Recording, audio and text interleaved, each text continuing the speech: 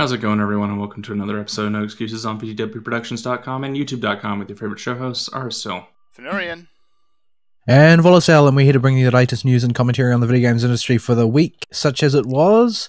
But first of all, if you would like to get involved with the show, you can do so by sending us email at noexcusesvtw@gmail.com, or you can follow us on the Twitter at excusesvtw, or you can join us in our Discord channel by going to vtwproductions.com and clicking on the show logo on any of our recent show posts. Where you can post in any of our channels and interact with us live during the show. Yes indeed. Alright, on the stream this week I'm playing absolutely nothing. So, because we are going to talk about the Game Awards. Yeah. You made pictures. I did make pictures. So yes, the annual Nepotism Awards. I will refuse to call them anything else because that's exactly what they are. Nice. Yep, the single most bought and paid for event in the gaming industry. Yep. Surpassing even E3. It does. Yep. But, oh boy. Yeah. We'll talk a little bit about that as we get to the stuff. We shall call them NNF. the Neppies. No, don't profane Nep like that. Well, that's alright. Just because I'm lazy, I've actually marked every winner of each category with a top Nep hat. Those hats are super popular. Like, know, right? They cannot keep them on the shelves. Everybody wants one. I do apologise to Neptune and her fourth wall breaking shenanigans. And I apologize, folks. This week my voice is doing its best to run away, so hopefully it'll stay at the level it's set until the end of the show at the very least. But don't worry, Fern and I will get a turn. Yep, that's just how these things go. Yeah, our ability to pass pathogens along the internet is something we still don't understand, but they will both be sick sometime in the next month. Mm-hmm. Alright. Shall we dive right into this nonsense? Jeff Keighley's annual shenanigans of Dorito Popeness. Why does he always wear such bad shoes? Bad shoes? You were looking at his shoes. I was looking at his shoes. Good grief. Like, my goodness, man. Who does your wardrobe? I suppose it's... Yeah. Yeah, it's better than Microsoft and their love of disturbingly shiny jackets. Okay, the first thing that I want to say about the Game Awards, and it's the same thing that I always feel the impulse to say each time, is why do the Game Awards start before the Game Awards start? I don't know. Yeah, the start time was like 8:30, but they started at like 8 my time. But the thing is, it's just the pre-show, right? They do the pre-show. They were handing out awards during. Yeah, but they do this every time. Every time they start handing out the awards before the show starts.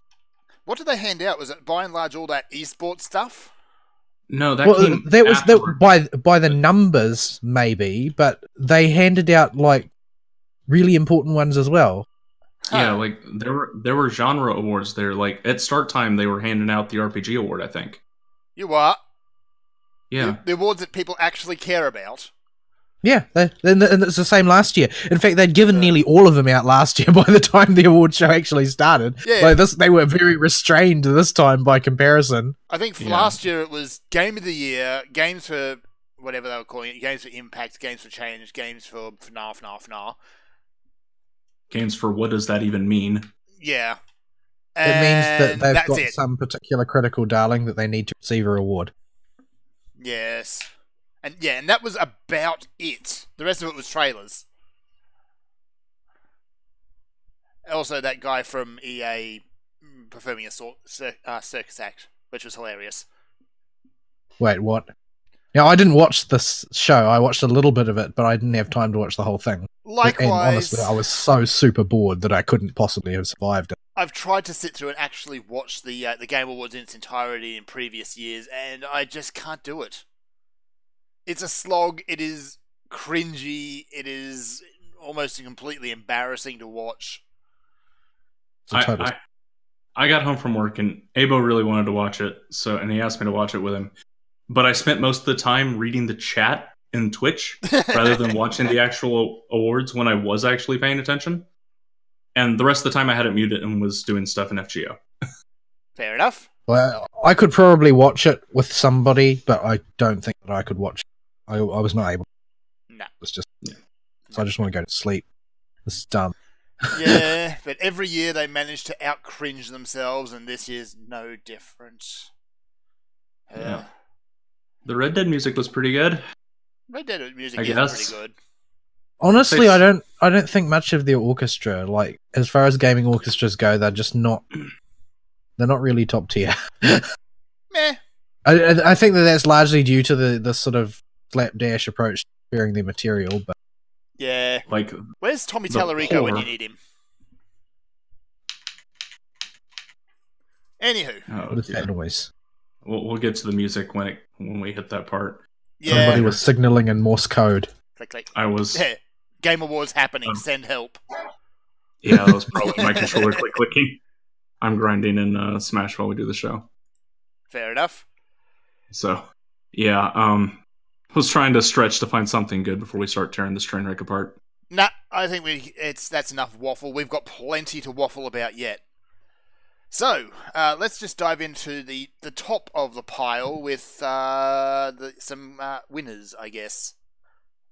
And namely, Winners, quote unquote. the big winner, Game of the Year.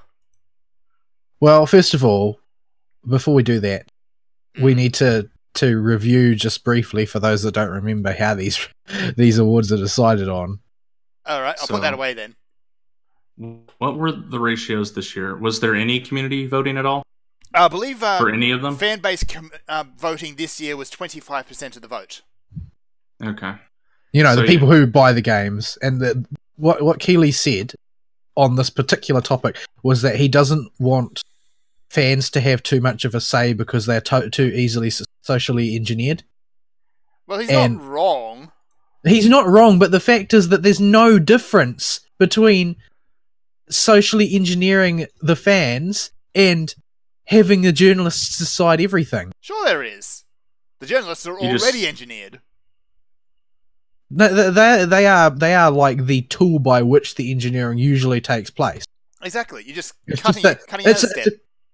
It's a question of who's doing the engineering, right? Because what they're afraid of from social engineering by fans is what they're actually afraid of is like 4chan's V board deciding the winners. That's what they're afraid of. And you know, next to that, completely artificially determining everything ahead of time by picking the right journalists is, you know, that's the lesser of two evils as far as I'm concerned. Yep. Even when the lunatics on V actually do play video games, unlike the journalists who don't. Yeah. And let's face it, the judges, they keep claiming that they've got this international panel. No. You still don't. Like, look at this. You go down the judges list. Argentina has 2. Australia has 3. Brazil has 3. And it goes down the list until you hit UK, which is 10. And then United States, which is 25. So, come on. Well, we're well acquainted with the reality that the United States thinks that it's the only country in the world. Very true. Like there's the United States, and then there's the Arabs that they're invading, and that's about it. Yeah. That's the whole world. Can confirm. I will Often give you... forget that there are other countries unless Fernand Voller near me. Yeah. I'll assist you here, Jeff Keighley. You can cut out some of these journalists, like Polygon. Rooster Teeth aren't journalists. Kind of Funny aren't No. journalists. Hollywood Reporter shouldn't be here at all. Like, VentureBeat, they Yeah. can go. Wired, Kotaku. Hang on a minute. Actually, Kotaku's not here. There's a there first. was, yeah. What was it? Just a ton of look at our diverse judging panel, and it's just all the major outlets, and that's all it is. Yeah. Like the Giant Bombs and the IGNs and the Polygon equivalents or whatever the current Polygon is. All that shiz. The Polygon will always be Polygon. Yeah. Yeah, there's no variance in opinion here.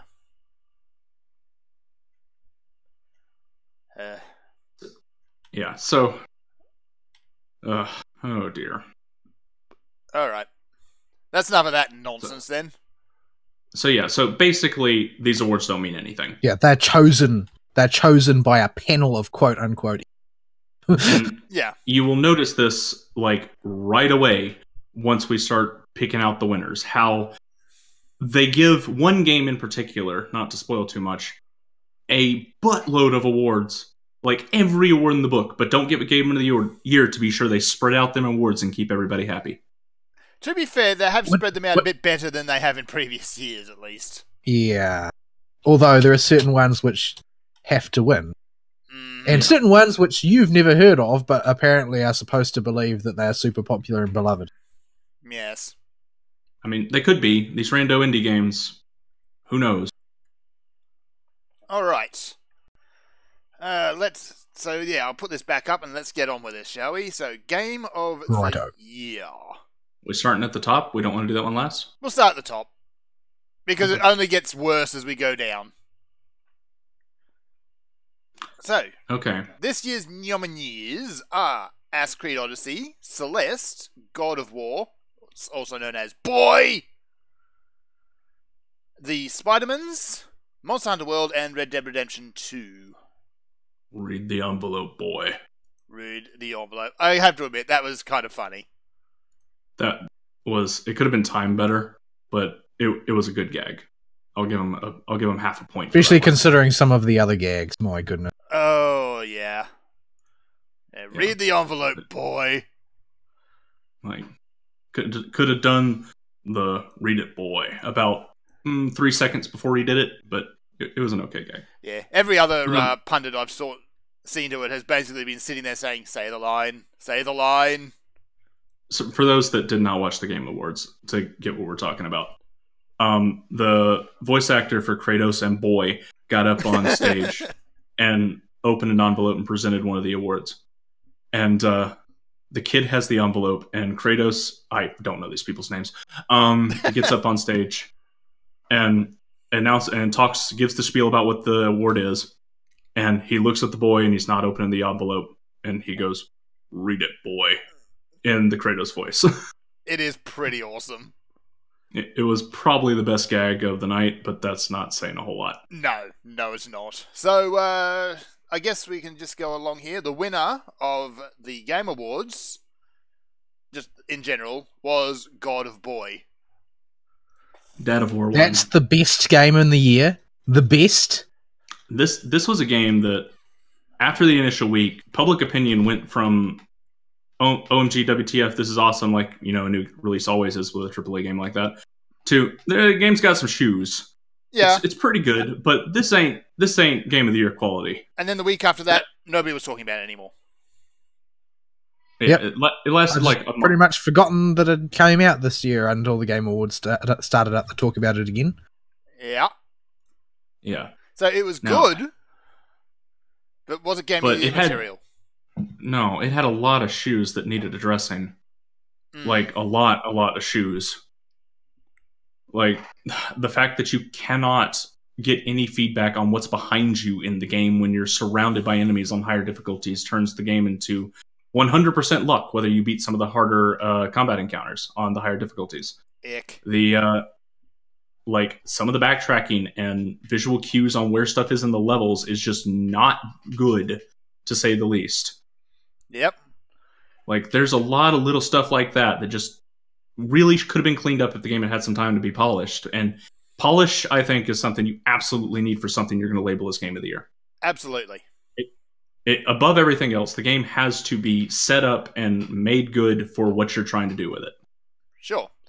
All right. Well, before we name our pick and we figure out what on earth that's going to be, let's take a look at some of these other ones. Assassin's Creed Odyssey. What is that even doing here? Yeah, I guess that game was universally denounced as being garbage, pretty much, by anybody who wasn't a journalist. Yeah, which explains why it's on this list. I'm about to say, yeah. It was apparently strictly worse than the previous one. Yeah, in every imaginable respect. Let's just they decided to have selectable male or female protagonists, something that they've basically been pressured to be honest. But what actually got me is this isn't the first time they've done it, but they tried to sell it like this is the very first time you can play as a female protagonist. Well, what I'm was actually going to follow up that by saying is that they declared that the story being played with a male protagonist is non-canon. You what? Well, They're Spartans! Yes, Yeah. I know. They declared, though, that a male protagonist is non-canon and the female one is canon. You what? Despite the fact that there's no need to make any such declaration if you can genuinely select your character, Yeah. and the fact that, you know, the whole story doesn't make any real sense when played from a female perspective, since, you know, Spartans. women in Sparta were for being Spartan women, they were not for being Spartan. And Which- Sparta was famous for having a very rigorous idea of what constituted gender role. Mm-hmm. So let's just do it. I'm just going to do ourselves a favor here. I'm just going to press that button there, and bye-bye Assassin's Creed. I'll just delete that from the list. We can't see the stream. Do you have slides of it disappearing? Yes, I did actually. I see. I just deleted it off the video. So yeah, Ass Creed, no. No. You're done. No. More importantly, the gameplay, because this is a video game awards show, it just, at the best I've heard of it, it doesn't do anything new that is really worth talking about. No. I mean, there's a few minor system updates, but that's not Game of the Year material. It's got some new additions, like, you know, the whole level-based system, which actually work against the game. Also, I've heard that it just generally looks uglier. Also, Like, yes. less polished, the animations are not nearly as good. It's basically a phoned-in entry to the franchise. Haven't they just been phoning it in for, you know, years now? Yeah, but this is the first time that there's been, like, a clear marked decline in quality. Like, this is sharply worse than the previous ones type of thing. Rather than just narrative quality. Yeah. Yeah. Like, Alright. as far as I'm concerned, that the trilogy from the second game was pretty much where the peak, and then that was it. Yeah, yeah. Stop at Assassin's Creed 2 version 4 or whatever it was. Brotherhood, no, wait. Geez, there were so many Assassin's Creed 2s, I can't even remember. Yeah. Just don't go to 3 and you're good. As far as I'm concerned, Assassin's Creed 3 and onwards is a different franchise. Also- or just doesn't exist. Also, Black Flag exists on its own little island. Yeah, Well, the Black thing Flag- is, Black Flag people don't like because of Assassin's Creed Yeah. Black Flag. They like it because they like Pirates. pirate ship. Yeah. I have never praised any of the Assassin's Creed parts of Assassin's Creed 4. No, Only the nobody boat. did. I've only ever said the boat parts are good. Alright, before we don't want to get too bogged down because we've got a lot to cover.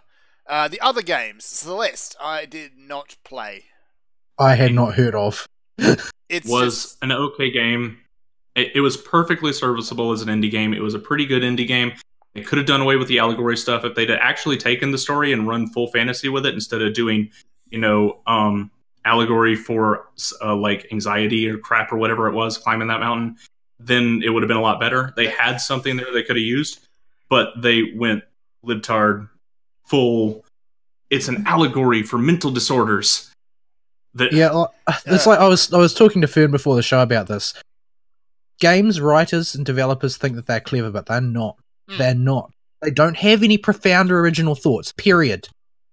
It's video games are strictly and only a pulp medium. Period. There is no original thought. There's no deep philosophy.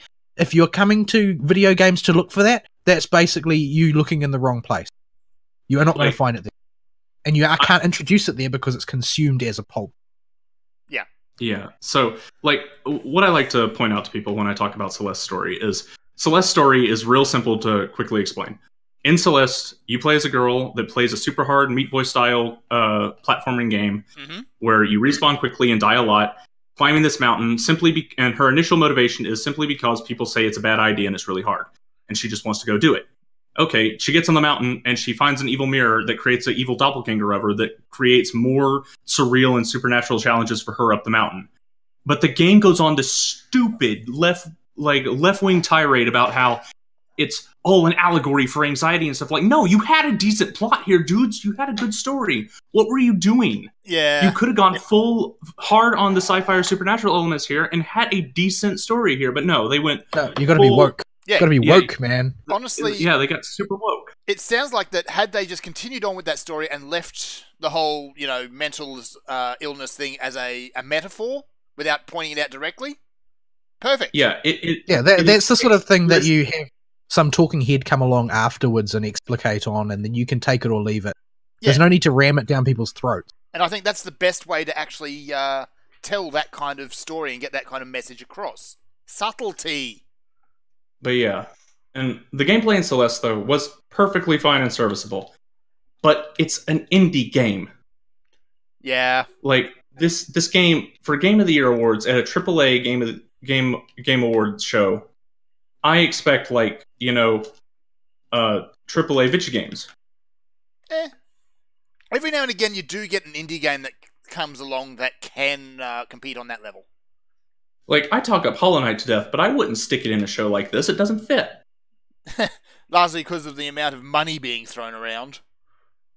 Like, this seems like it's in a different league. And this is the feeling I get with every time they bring up an indie game in the show. But I feel like what they're doing, though, is they're putting, the token indie game in there to prove, hey, guys, we're indie-friendly. Like, this isn't because they actually think that indie games are great. Yeah. Because they want to show that they aren't. This is their way of trying to, quote, prove, unquote, that they aren't just a corporate shill show. But that's exactly what they are. But they picked probably the most recognized as an indie game that came out this year, as far as, the 2D platformy indie game type of game. Well, that's because that's what they want. They want it to be. They want it to stick out as a look at me, look at me, look at me. I'm picking the indie game. I'm so hipster. I'm not totally a corporate pawn. Yep. All right, moving on. I'm going to keep doing this because otherwise we're going to get bogged down arguing. Well, not arguing, berating. This show's going to be 45 minutes long. Oh no! Yeah. Red Dead Redemption 2. Now, this game I really enjoyed. It's got a lot of good characters in it. The soundtrack is excellent. The world is huge and detailed. But the place where I find this game really falls down is the pacing. It is paced like an absolute wet week. Yes, I think you're supposed to give all sandbox games a free pass on pacing. I think that's the expectation people are leveling at them. Oh, well, it's a sandbox game, man. You don't have to worry about pacing, man, because everybody's just going to wander around and do whatever they want anyway, man. Well, that's true to a point, but that also relies on you being able to go from place to place and activity to activity with relative ease. Not spend half an hour staring at a horse's ass. Yeah, well, there's two types of sandboxes. There's the Red Dead type of sandbox where the developers clearly intend for you to just get lost in the world and just experience their video game as is and just go around and do random stuff you find. And then there's the packed to the brim with content open world game like Spooderman, where there is stuff to do around every single corner. Yes. These are two different styles of open world games that you can present. So I don't like people really unifying that get lost in the world and that's just what you're supposed to do feeling, because I don't think it's right. Yeah, it works for Red Dead for the most part, but they're also trying to tell a really engaging story. And when that story's broken up by, riding around and looking at pretty wilderness for who knows how long in between it, or going off and, randomly stealing a wagon because you can, it kind of breaks up the story a bit. The other criticisms, of course, is basically the controls. The gunplay, it just feels dated. Yeah, I haven't heard the controls take too big a criticism, but some people have said they wish they were more responsive. But it's hard to tell with it from what I saw. Yeah, whether you've really got to as intended. You've really got to try it and get a feel for it yourself. But from my opinion, it's serviceable, but it could be better. So Red Dead is a great game with a few rather off-putting faults that I think will just peg it here for us. Spidermans. Spider-Man is what any other year I would call a really good game, but not Game of the Year material. Yeah. Yeah, and the way this distinguishes itself, I think, is that, well, let's lay aside the fact that it was marketed to heck and that it was basically Sony threw all of their marketing money behind it this year, other than what went behind God of War. But the thing that stuck out to me about this, having not played it at all, is that it never got... There was never an end of the honeymoon phase for it. Like, I didn't see a whole bunch of people start posting about how they were disillusioned with aspect A, B, and C of the game, the way that they do for Red Dead Redemption. Like, people stopped playing it, sure. They finished spending time with it, and that happens to every game. But I didn't see that part where everybody suddenly decides, oh, but I was having fun at first, but these things are all really, really annoying. Yeah. Like, Yeah. I suppose it's a chocolate chip cookie type game. It's great, and then it's over. Well, it's like I've always said with the Spoodermoon. Like, the game feels finished, which is a rarity nowadays, and the game feels polished, which should not qualify you for Game of the Year material on those merits alone. Those should be expected of every video game, but, you know... Here we are. It is the current year. Yeah. So I had a lot of fun with Spider-Man. I found the story was great. The ending even was a little bit tear-jerky. Yeah, I thought it was paced well. As far as the narrative goes, I thought the gameplay was a lot of fun. It had a very solid learning curve to it. Yep. There was nothing in it that really I could put as a big warning sticker on it. I can. One huge black spot on this game, on an otherwise almost perfect game. The Mary Jane Miles Morales missions. Oh, right. I forgot those were a thing. That's because they're terrible. So we were talking about how stealth games should, or stealth sections should not be in non-stealth games before the show. Yep. That. Yeah. So we now interrupt your web slingy, flippy, floppy, fly around, kick people in the face fun to bring you a boring slog through a warehouse. Yeah, that's something that I've commented on over the years, even since I was very small, that there seems to be some law of the universe that says you can make an incredible game, but you need to insert 1 or 2 segments that make your player just tear their hair out because it's just so obviously horrible compared to everything else. But you can't just not put it in there. Yep. Because every game has it. I don't think I've ever played a game that doesn't have something in it that it's like, this game was so good. Why did you do that? But yeah. Yep. About an hour and 20 minutes of your 20 to 30 hour story is just awful stealth sections. Yeah. Like, they serve a reason to be there narratively. Like, you've got to show that Mary Jane has absolutely no self-preservation instinct. God. But, that was loud. Somebody is yelling at Ari. Yes. Hang on, I've got to go deal with real life shit. We'll finish this bit off then, I guess. So, Spider-Man, great game. With just that one glaring flaw. Yeah, as far as the list goes, if I was going to gauge it based on what I think has garnered the reception I think that it is worthy of, and that has left a positive impression on people, Spider-Man is it. Yeah. Like, it doesn't have some huge scandals surrounding it like so many of the others do that mars the whole thing. Even the people that I follow online and so forth who are like super like anti-Sony to the point of irrationality for whatever reason. I mean, there are lots of things to criticize about Sony, but you know, some people really make it their entire shtick. But the people who are really, really anti-Sony, they didn't really find anything major to complain about with Spider-Man other than, oh, well, I think it's overhyped. Nah. But, I mean, when was the last time a AAA game wasn't overhyped? Well, that's very true. I don't even know what that would look like. Yeah. How do you tell? What is the appropriate amount of hype? Well, I don't think it's possible to underhype your game anymore. These days, you hold up your game title card, and YouTube does the rest. Pretty much. Like, so, I guess you could buy it. You could buy that hype, but I mean, and sometimes the hype is disproportionate. Isn't that what games journalists are for?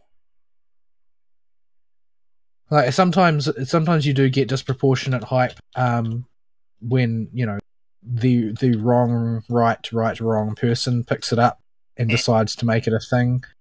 But generally speaking, there's not some magical right amount of hype that is fair and good. There's just like people having differences of opinion as far as hype. Yeah. There are plenty of things I think are overhyped, but when I say something is overhyped, usually what I actually mean by that is I'm sick of seeing this pop up in my social media feed to the exception of everything else. Yep. That's sort of like where I'm at with, say, Undertale, for instance. Yeah. Like, I don't care how good Undertale is. It might be super awesome. It might be everything people say it is, but I just don't care. Yeah, it's not. I don't want a bar of it. All right, the final game for the Game of the Year awards, and if you have no objections, I'm going to mark this as our Game of the Year, Monster Hunter World. Yeah. Like, Monster Hunter World was not just a game, it was an experience. Like, it revolutionized a franchise in a way that most franchise developers are too scared to do. It presented a coherent world with, like, coherent internal ecosystems and things. Huge amount of depth. The developers were clearly learning as they went about how to make the game better and better as they went along. Yep. Like, I have very few complaints about that game that are not complaining about Monster Hunter bullcrap. Yeah, they also did something which I think is extremely difficult to do, and that is to put a new entry to a very well-established franchise, which will simultaneously bring in new players, yet not piss off the established base. Yeah, I was actually quite surprised that there was so little carping about it from the Monster Hunter Classic fans. Yep. Like, I expected that it would just be an endless parade of casuals ruining the game. There were a few people who tried that, and they were universally told to sit down and shut up.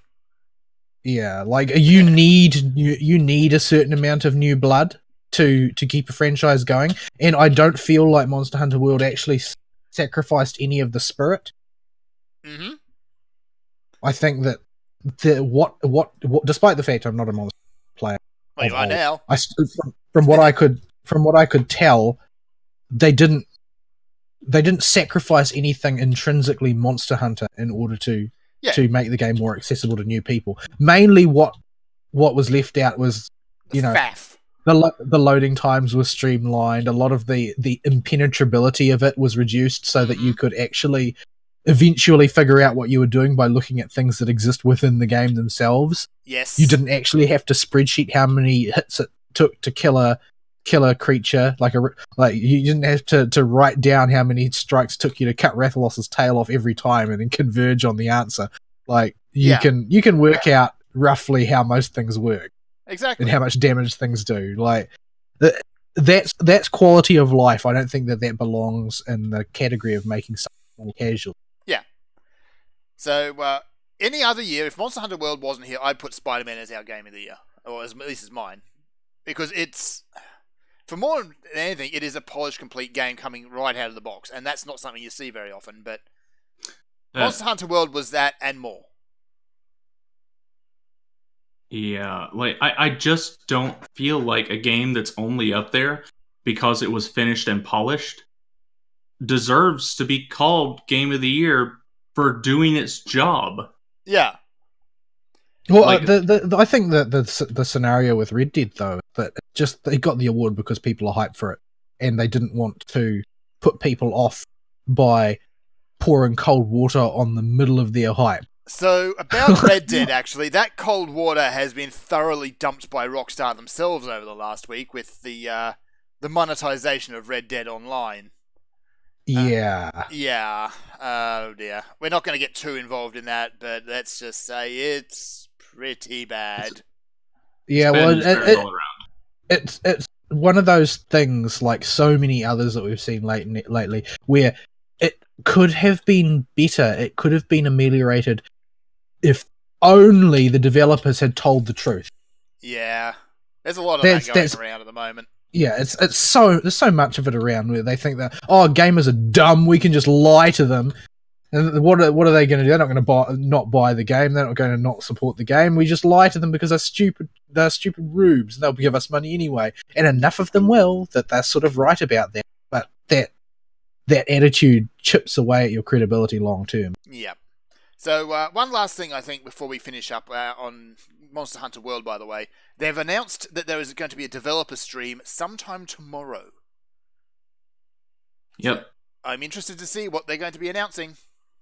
When they announced the announcements coming up in a couple days during the Game Awards, it was really funny because Jeff Keighley, he sounded like he thought they were going to be on his show, and he looked really disappointed that they weren't. Yeah, it's like, oh man, that's cold. Sorry, Keighley. He got wrecked live on stage. My goodness. Honestly, when I saw Capcom on the Game Awards card, I was thinking, they're going to go up and they're going to try and push Street Fighter V or get something like that. But no, I'm surprised. It's because here comes new Monster Hunter World stuff. I think that they're gradually coming to terms with the fact that Street Fighter is not the golden goose anymore. It's just not. Yeah. I mean, they killed that goose. If it still had potential to be, they shot it in the face with the launch of Street Fighter V. Doesn't matter that it's much better now. Doesn't matter that it's doing really well right now, relatively speaking, compared to its launch. It doesn't matter because its launch happened. Everybody was turned off, and they done. Yep, it done. It did. Yeah, like I know casual fighting game players who've like switched to Tekken. Yeah, like Tekken. Because Street Fighter's just like that's not the thing anymore. We'll come back to this later, but there is one golden lining that came from the absolute disaster that was Street Fighter V, and that is the rise of the anime fighter. Yeah, Arxis is getting a chance to shine here. Yeah, but we'll come back to that later. Next category: best ongoing game. Ongoing? Ongoing. What do they mean ongoing? As in, it's a game that is still going. So, but like, so if I get Commander Keen out, does that become ongoing, or what are we talking about here? This is for your whole games as a service thing, from what I can tell. Like, this is a game that's being actively updated and it generally have a multiplayer component. And yeah. Yeah, I wouldn't put it past anyone to stick like some 1997 Thief or whatever on there because they really like it. Games journalists are that dumb. Aren't they? Well, Thief is a good game, and no games journalist has ever played it, so Thief wouldn't be on there. Okay, well, specific example aside, you got the point. Our nominees are Destiny 2, the grey paste of first-person shooters, MMOs. We have Fortnite, the grey paste of Battle Royale. No Man's Sky, grey paste. Overwatch, I don't even know how I'm going to bring grey paste into that. Or Rainbow Six Siege. Rainbow Paste expensive. The way in which Overwatch's grey paste is largely that they are basically the grey paste of Pixar imitators. Yeah. Their user base is the grey paste of air quote gamers. They're normies. No, Overwatch is famous for having the single most toxic online community of any game out today. I think Fortnite doesn't have one because they don't have in-game chat, by and large. Fortnite's community largely takes place on Twitch, as far as I'm aware. And their user base is like 13. Yeah, by and large. Like they're busy cultivating the grand new generation of gambling addicts. Yes, they are. Yeah, like, did you see that teal-haired douche canoe looking dude? He is the Fortnite guy, apparently. I had to look him up after he showed up. Giant douche canoes everywhere.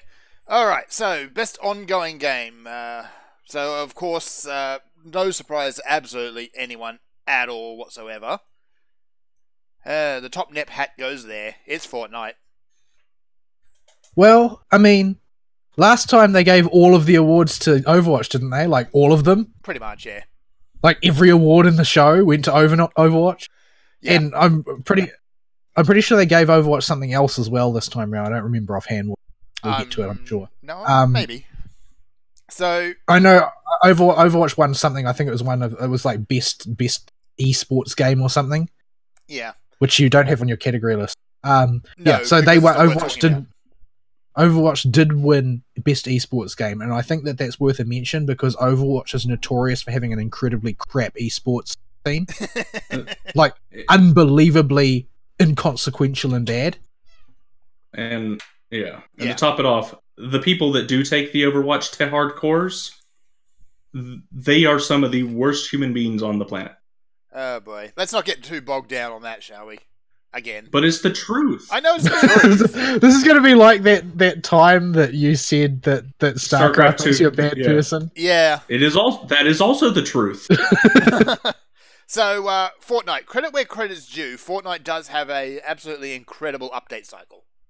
Like I find their game banal boring to play. Yes, it does. Fortnite won at least a few points for one thing it did during the show. Oh, where that stupid block they advertised dropped in real time with the advertisement on top of players' heads that happened to be in that area of the map. Haha, they died. Yeah, they did. So that was how they revealed that feature. They just literally, once they showed that trailer, that block dropping in the middle of that map, they pushed a button and dropped it in game for every active game. Yeah, they've been doing stuff like that since the Battle Royale thing really took off with the whole Thanos crossover and the tears in the sky and all sorts of things. That's how you do Reddit marketing, folks. That's how you make your memes. marketing. That's how you get your memes. What I'm most interested in is whether or not they can keep it up. Because what happens with these companies historically is that they get comfortable and they rest on their laurels and they think that they can phone it in. Yeah. And they do weaker and weaker things that are less and less involving and take little money and develop. Honestly, I think this is how Overwatch lost its crowd. Like, it had that momentum when they started, but then they sat on their laurels for too long. Well, yeah, and I don't understand why nobody seems to get that your launch momentum is not your long-term momentum. No, you need to maintain that.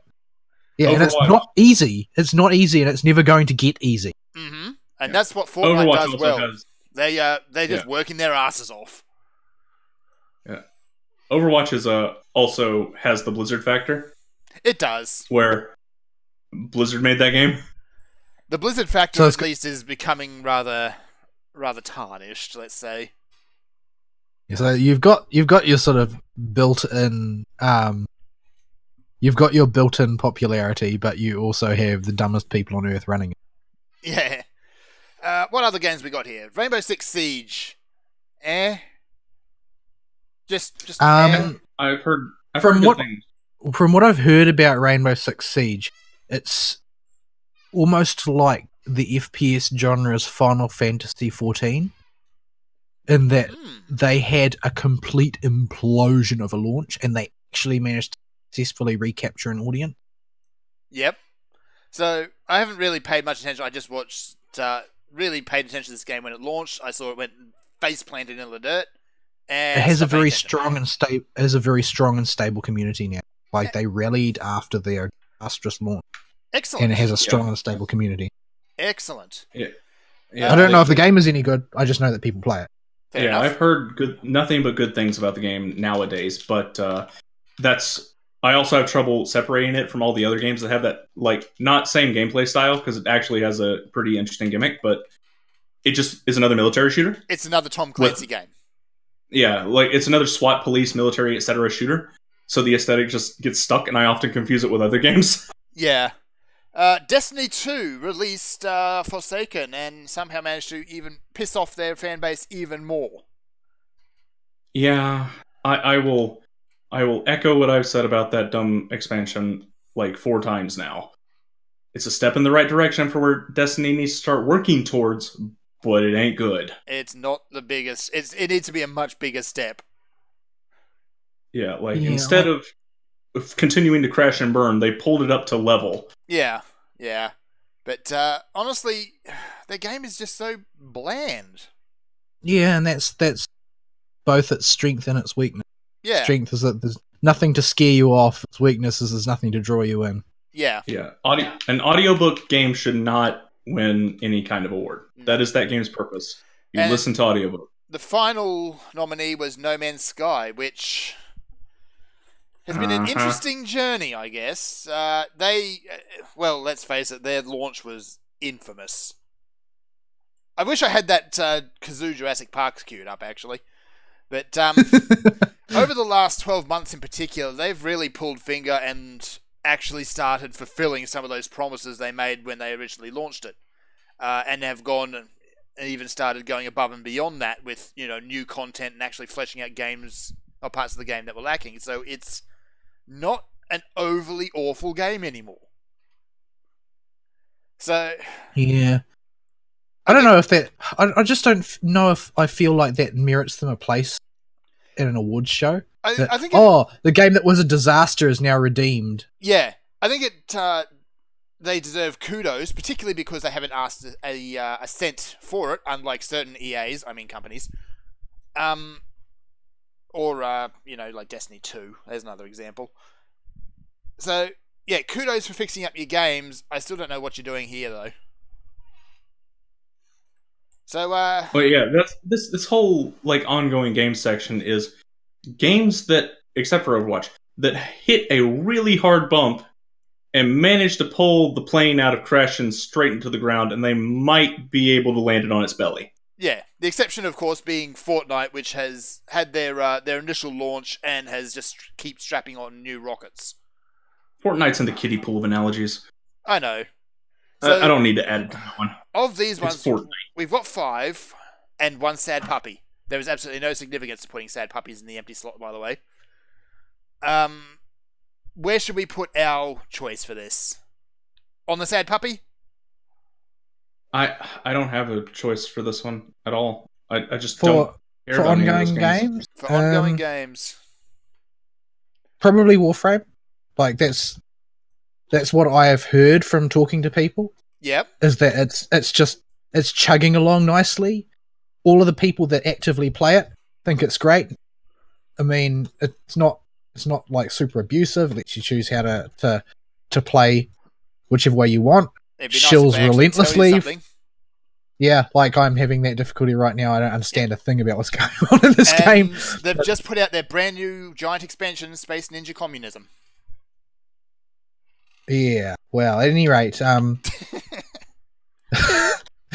any rate, it's the people I know that play it think quite well of it, and it's been going for quite a while, and I'm sort of surprised that it's been as stable as it has.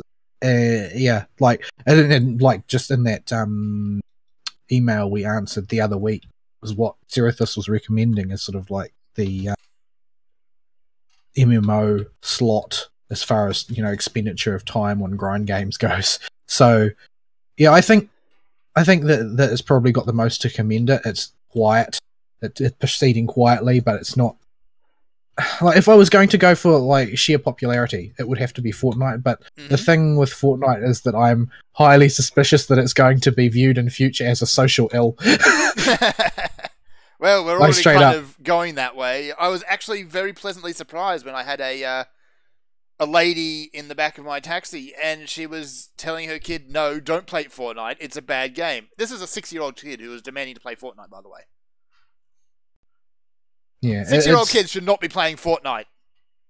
It's the Western gacha, and like with a lot of such things, it's they've managed to find new and interesting ways to to make it even worse than it originally was. Yeah. We are Agulates in theory. We are allowed to make bad financial decisions legally. We are giant man children. Yes. Yes. All right. So, Warframe sounds like a good pick. I'm going to put it on the sad puppy. Mainly because the thing that really sticks with it sticks with me about it relative to Fortnite is that you feasibly can not put money. Yeah. Fortnite is an engine that is designed purely to sell things to children who don't know anything about fiscal responsibility. Yeah. Yeah. Okay. It's going to be a case of, they're going to ask for photographs of the mother's credit card, like on the the Penny Arcade comic. Send us your mother's maiden credit card number. Oh boy! All right, next category. We're probably going to start speeding up on some of these because we've already said a lot of stuff on this. Best direction. Yeah. Don't even know what this means. Ill-defined. Please help. Definition not found. So yeah, I think it's the one that they have feels about it being good. So which game is just in general good? All right, we have A Way Out, a game about a prisoner and his friend digging out of a prison with his gigantic nose. We have Detroit Become Human, which is David Cage doing very unspeakable acts all over your face. Boy of War. David Cage being David Cage. David Cage being David Cage, yeah. Yeah, God of Boy, Beard of War, Dad of War, whatever. The Spider-Mans, The Red Deads, and Another Sad Puppy.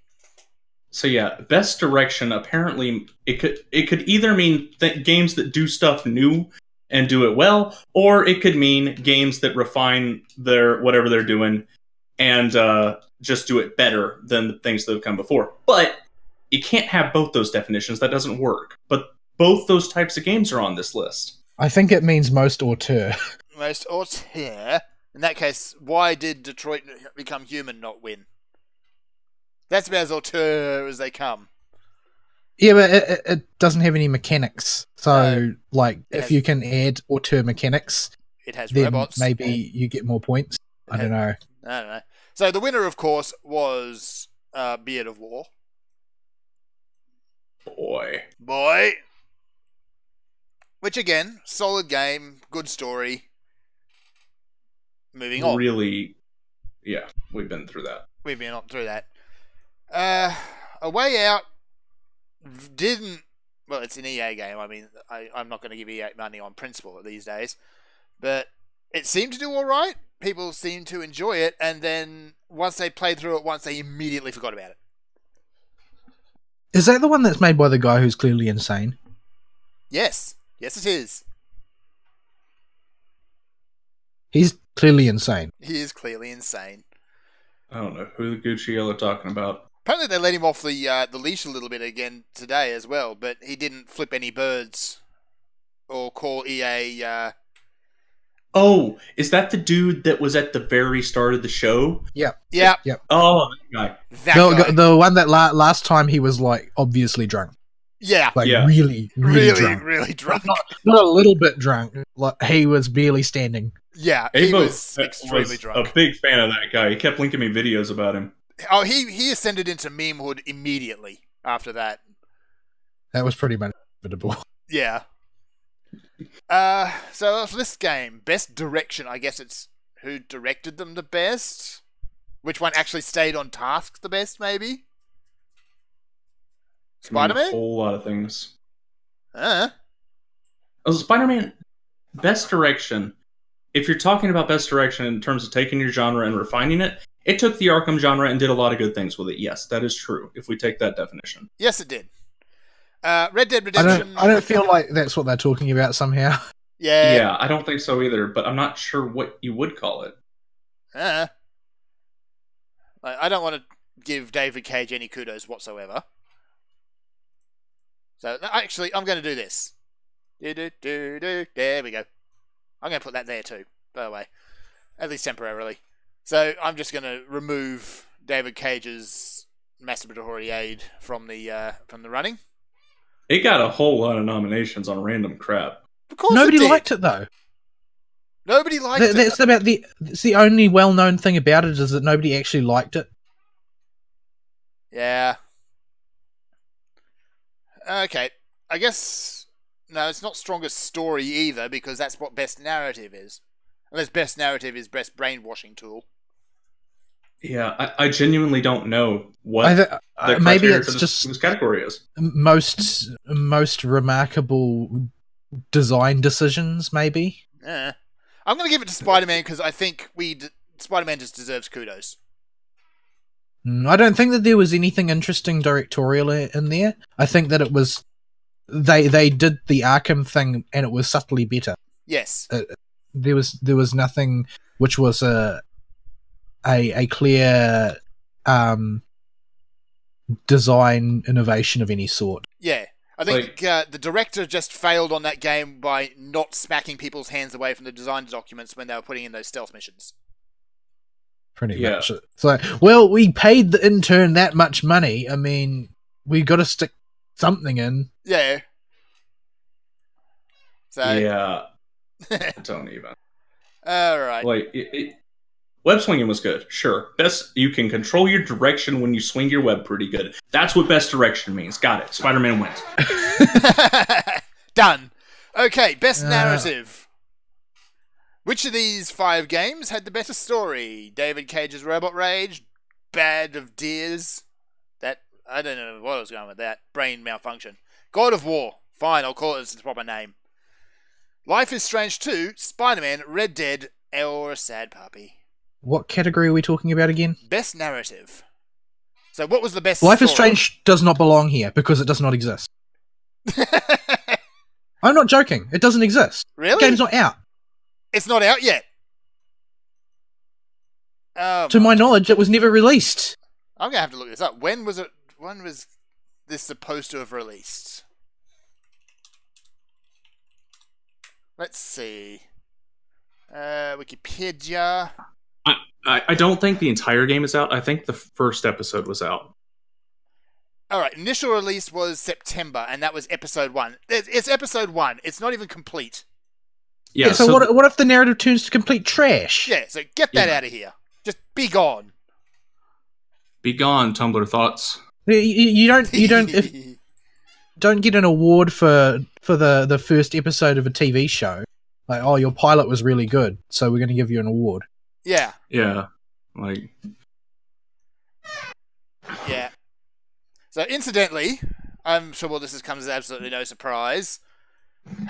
There's the Beard of War hat again. Dad of War 1. Dad of War 1. A lot of people really seem to like that story. I don't really know anything about it. I think it tries too hard to be overt with its I'm a dad aspects of the game. I think a lot of things could have been handled a lot better. Yeah. I don't know the story of most of these games. The only one I think I've sat through all the way is Dad of War. Yeah. And Spider-Man. Have you finished Spider-Man? And Spider-Man. Yeah. Yeah. Spider-Man's story was great and serviceable, but it didn't do anything new. It was still at its heart a comic book story. A good comic book story. It felt like something new for video games, though. It felt like a complete, full graphic novel for a comic book. Yeah. That's what it felt like. It told several story arcs and wrapped them all up by the end and left a few sequel hooks and did its job. And that is something that you can't say for a lot of comic book games, unfortunately. So basically, it's converging on the optimal point for that particular genre. They're getting there. It definitely is in the right direction if it's not there already. And it didn't get bogged down in all this whole political correctness nonsense that the comics are stuck in at the moment. It's sad, but honestly, that's going to be a major discriminating factor for me going forward. Whether or not a game is good or not depends on the politics of the people writing it. If I can tell what their politics is, they did it wrong. Yeah.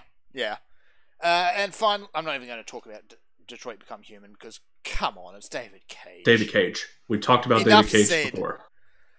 And finally, there are plenty of episodes of us talking about David Cage. And finally, Red Dead Redemption 2. A very, very strong story, very strong and interesting characters, a world that's very interesting to look around in.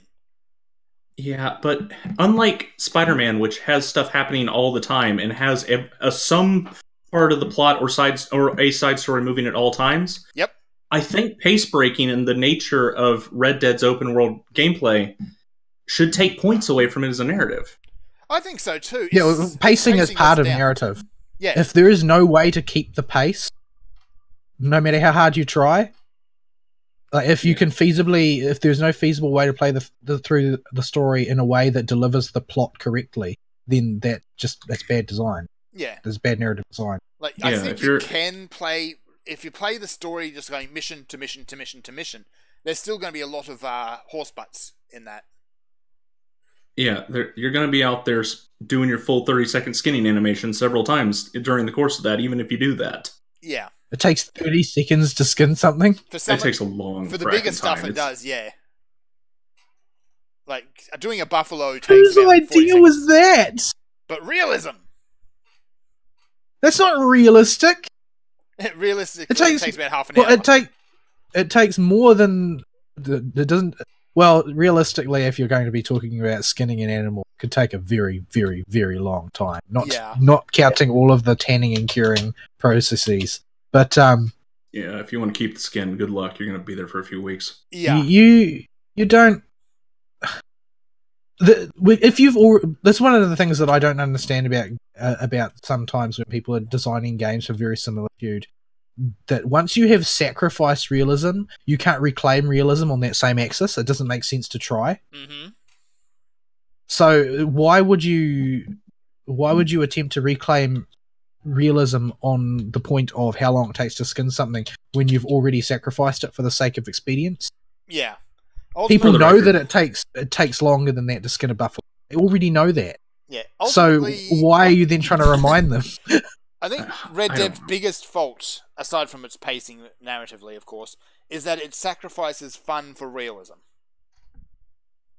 Yeah, some people are into that for some reason. I'm not one of them, but there are people that are into that.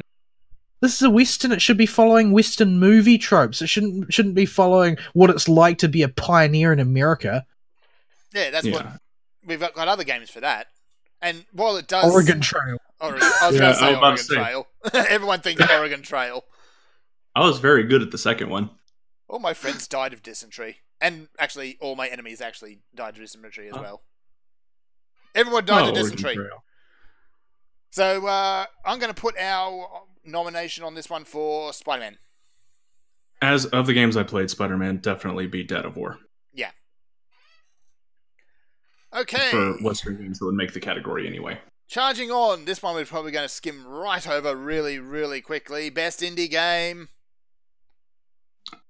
I don't even remember the nominees for this thing. Are they at least all indie games? Not yes. like funded by EA or anything. I know we've skipped a few categories here, but we can't really talk about sound direction, performance, and all of that. I'm not even going to dignify games for change or whatever they're calling it. Remind me at the end of the ones we are covering to add one more to your list that you don't have slides for. And I don't want you to make slides for it, but I want to talk about it because I am both mortified by what happened and can't stop laughing at it. Oh dear. Okay, so the indie nominees are Celeste, Dead Cells, Into the Breach, Return of Obra Dinn, The Messenger, and A Sad Puppy. Yeah. Well, I would assume out of the gate, not knowing who won it because I didn't watch that far, that Dead Cells would win it since it was hyped to heck and back. You would be incorrect, I'm afraid. The winner was Celeste. And we got to see everybody and their hair colors and bad style senses get up there in their horrible outfits. Yeah. So, Dead Cells, I'm just going to put our crown on that because Dead Cells is actually quite a good game. But you forgot the FNAF factor. Yeah. I guess I don't know anything about Celeste unless the entirety of it is what we've already talked about. That's pretty much it. It's a solid Super Meat Boy platformer where you die a lot and you can retry really fast. So essentially, the definition of indie means... it doesn't actually mean, it's a good game that is developed by an independent studio. It means it conforms to some weird idea of what constitutes indie in the minds of the people doing. Correct. So it's not actually a reward for indie games at all. It's a reward for FNAF games. Yes. This is games for change too. Yeah. To be fair, although we personally are taking a lot of points away from Celeste because of its DAF narrative, but it was not a bad game at all. It could have gone toe to toe with Dead Cells for this category when I think about their gameplay. Yeah. They were both equally solid in two established genres. Yeah. All right, so talk about Dead Cells, Ari. So I don't like Dead Cells. I am burned out on all those type of try hard, super difficulty, die a lot and run back to the boss games. I did the Dark Souls marathon. I platted Bloodborne and Dark Souls 3. I'm donezo for a bit. Yeah. And I'm just not in the right headspace to appreciate that game very much. Yeah. You've kind of overloaded. You binged the entire Souls series. Everybody's always talking about it, or it comes up randomly in conversations, and I was like the only person in those conversations who hadn't played them. Yeah. But you should not do that. Not unless you really hate yourself. How to get good. Just keep going. So, Into the Breach is kind of an Advanced Wars / Fire Emblem style game done by the FTL guys. FTL was fantastic, by the way. FTL was okay. It's not my type of game, but I recognize it for being good. Kind of like Vol does with Hollow Knight. Yeah. Unfortunately, I haven't had a chance to play Into the Breach. Or Obra Dinn. Now, Obra Dinn, the premise for it seems very interesting for me. It's kind of a mystery solving game. But it's art style. It's art style. Just like you can see it on that slide. That art style they've used for the title is consistent throughout the game. It looks like it was designed for the original Game Boy. It is an ugly ass game. Yeah, like there's people who really, really like it. I think those people need glasses. But well, remember, this is not the indie category though. This is the FNAF category. This is the FNAF category. Yeah. So it doesn't matter whether it's good, just whether it's FNAF. Just FNAF. Unfortunately, because it has a solid story and doesn't push a narrative, it didn't win. I've heard mixed things about The Messenger. I've not played it myself, but some people really like it and some people really don't, and I can't get a good handle on what the game exactly is. I know it's some kind of action-y game, but that's about it. It's one of those games that just kind of flew under everyone's radar, yet still ended up here somehow. It seems like a slot filler. Yeah. But that's what the I'm sure it's got its fans, but yeah. But yeah, Dead Cells and Celeste were the only two on this list that had enough mainstream appeal before you get to the FNAF factor to even be considered for a legitimate best indie game if they're going to use these games to ever possibly be a winner. Yeah. And because Celeste had the libtard factor, it won, of course. Of course. So, we should probably take a break at some point before we move on to next category. So we are currently at we have 1, 2, 3, 4, 5, 6, 7 more to go, and I want to add one more at the end. So we have done 1, 2, 3, 4, 5. So let's do one more and then take a break. All right. In that case, best action game. Action game can mean just about anything, let's face it. Well, it would if it wasn't for, the other actually means just about anything category, which we'll cover next. Action game is can your character take an offensive action of some vague type in the game?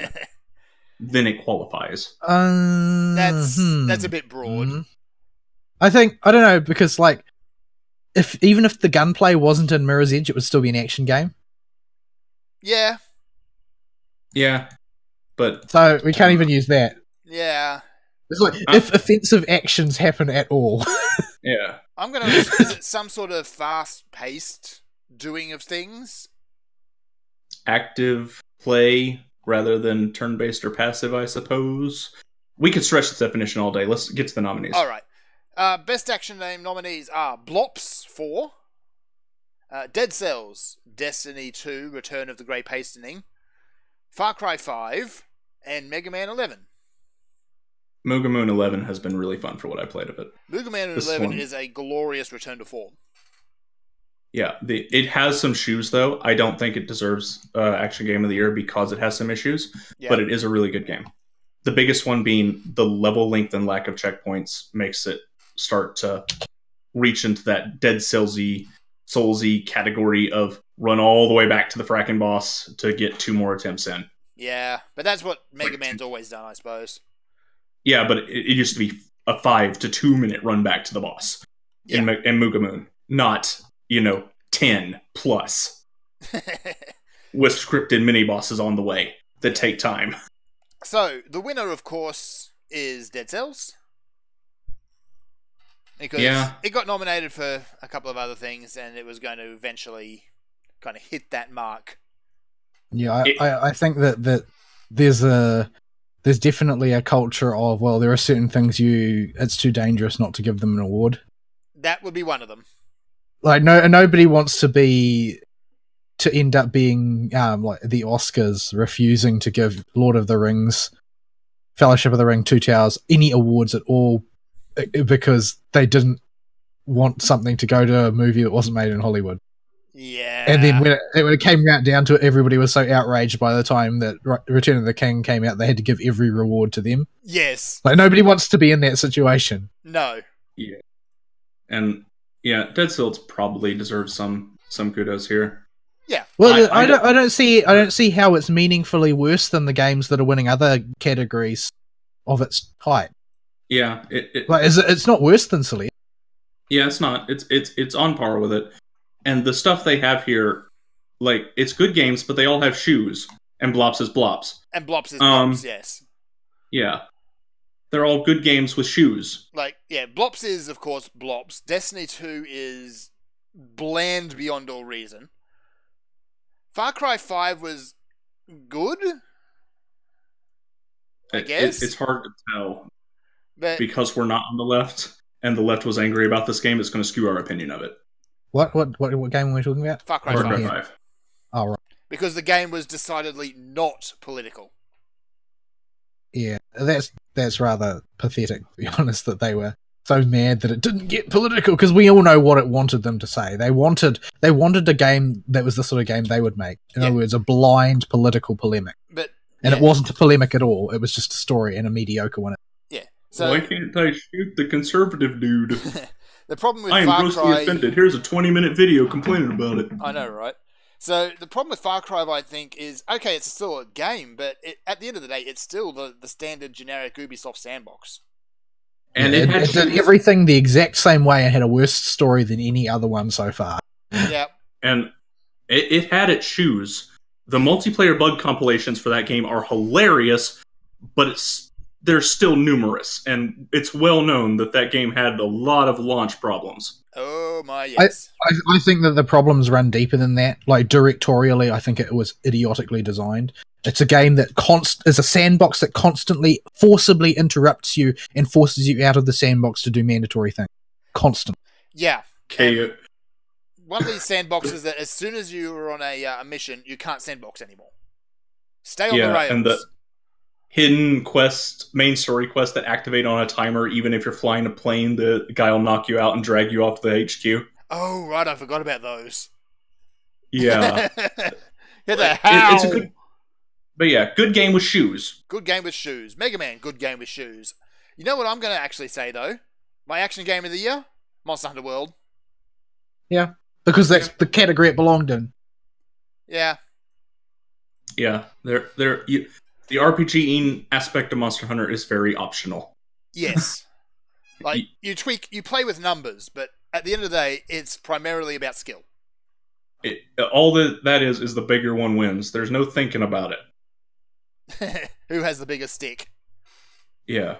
But at the min-max level there is, but ultimately, you need to be able to put the pointy end where it belongs. Yes. Yeah. Can you dodge the monster's attacks and not get Teostra on like Vol does? That's just what Teostra does. She's kind of a jerk like that. Don't do it to me, because I wear 50 fire resist whenever I go near anything with fire. I built an entire I wear 55 vulnerability instead. Yeah. Also, giant Manticore aggro armor. So enjoy that. Yeah, best action game of the year is easily Monster Hunter World for us. All right. And, yeah.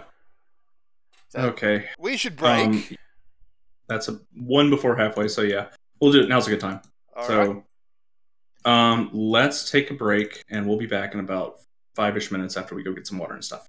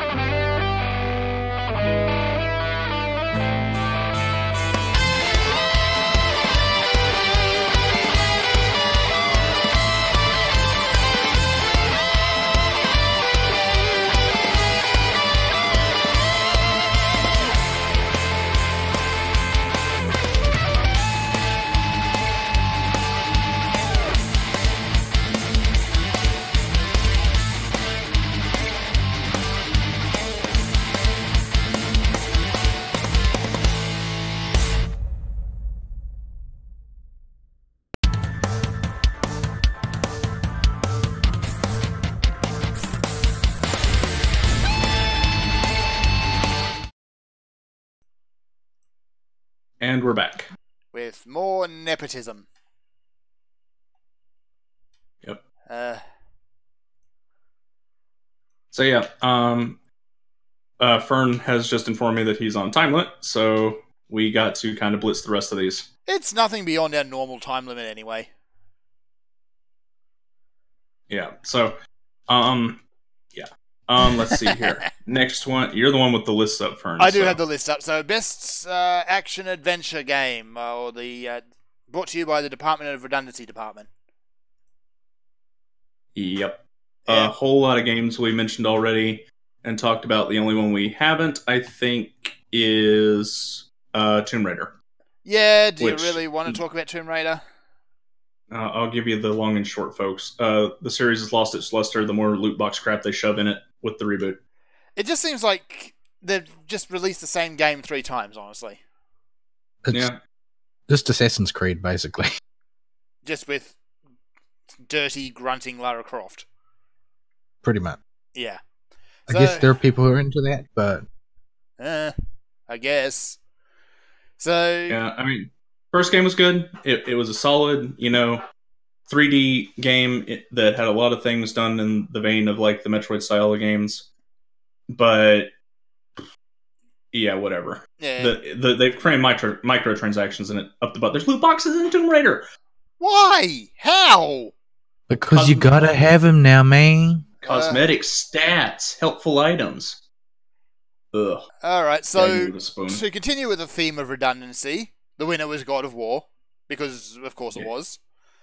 Yeah. And I'm going to continue our theme of redundancy. We gave it to Best Action Game, so our Best Action Adventure game is Spider-Man again. Yeah, I guess. Although I almost feel like Open World should have its own like little box we stick it in. I'd say in replacing this category with Open World or Best Sandbox, I'd put Red Dead on that as the winner there. Like, there are some subgenres like that don't fit the mega genre titles of like generic action game that are worth mentioning and separating from everything else. Yeah. Well, action game can be defined a little bit. Action adventure cannot. It's just all encompassing, really. Yeah, like no. Yeah. So that's redundantly redundant. So yeah. All right. Moving on, we'll just skip straight over that redundantly. You like that word today. I'm going to be redundant about redundancy. Yes. So we have Best RPG. The genre we talk about most on this show. Yep. Can we give it to Persona 5 again? Please? Well, yeah, let's give it to Persona 5 again. Since we already moved Monster Hunter on our list to its correct genre, I guess we can give it Persona again. I'm really bewildered at how they came to the conclusion that it was the best example of the RPG genre. Well, they don't know what an RPG is. They don't know what a video game is. You saw them try to play Cuphead. To be fair, the other 4 nominees here are RPGs of various types. Yeah, but they didn't win, and they're actually RPGs. Well, Pillars of Eternity Dreadfire is more of a Western type RPG. But yeah, and they need some rep too. Yeah. But yeah, I've heard nothing but absolutely amazing things from Dragon Quest XI. Like, it has got universal praise from everybody I've talked to that's played it. Yeah, but it's a Japanese game. Yep. Yeah. Well, one weeb game did win. We'll get to that one. Yeah, well, we can get win. So the top net hat goes to Monster Hunter World, which it's nice to see it getting an official award. It's just the wrong one. Yeah. I'm not sure. Fidgy game. Seeing as though we can't, well, even though we probably should give it to Persona 5 again. It's okay. Persona 5 showed up to smack down the show good enough time to shove it in as any, I guess. Yeah, that means having to skip forward on my slides. I'm not going to do that. We'll come back to that later. Okay, you actually have a spot for it? I have a spot for it. So, Dragon Quest has been a series I've always wanted to get into, but every time I go and look at it, first and foremost, the games are too expensive. But there's also a massive entry wall to it. It's a huge series. Yeah. They're all independent like Final Fantasy, though, aren't they? They are, by and large. But there's a lot of series legacy there that you just don't have that you would need to do a wiki dive for. Yeah. Final Fantasy does also have the same problem. But you don't need to know about the history of Cactuar. No, you don't. I do. You do. Ni no Kuni 2 suffered, in my opinion, from the same problems that the first one did. Like, it was beautiful. Yeah, from what I heard, it was a gorgeous dumpster fire. Yeah. That's what I heard. Yeah, visually great, mechanically... Why didn't you just make an anime the video game? Why not just, make Ni no Kuni the Ghibli film? I think that's what everybody wants at this point. Make a new Ghibli film. Yeah, it would be so great though if they could properly combine their chops as a graphic design studio with actual video game as opposed to disguised medieval torture. The concept of Ni no Kuni is really good. It's Studio Ghibli, the video game, more or less, but just the mechanics, execution is just not there. Yeah. And I would have thought they would have figured that out after the first time, but I think everybody was so taken with the Ghibli-ness of it that the message didn't quite make it across. That critique didn't come out until after everyone kind of got over the Ghibli-ness, yeah. Yeah, I am in the weeb circles on the Netternets, and I didn't hear a peep about this game like 2 days after it came out. Oh, yeah. So, to be fair, and credit where credit is due, they threw out most of the mechanics from the first one and gave it something new. It's just that the something new is also not very good. All right. Yeah, well, I played the first one for a couple of hours. I couldn't do it. My goodness. Yeah. I got up to the forest and called it there. I got up to the genie. So I may have actually gotten further than you two. Yeah, like, it ain't fun to play the video game. Yeah. Oh, come on. That is something your video game needs to do. Yeah. But it's so gorgeous. It is so gorgeous, and it sounds Why can't beautiful. it be like Okami and Persona 5 and that, where they can marry the design with the graphic design with the gameplay design? Yeah. Oh, boy. But at least, I'm not sure if this one had the giant hammy genie show up and say, hey, guess what everybody loves? Here's Grind! Octopath Traveler. Didn't play it, unfortunately. I've heard not good things about this video game other than how it looks. I've seen middling reports about it as well. Like, a lot of people have called it Bravely Default × 8, I guess.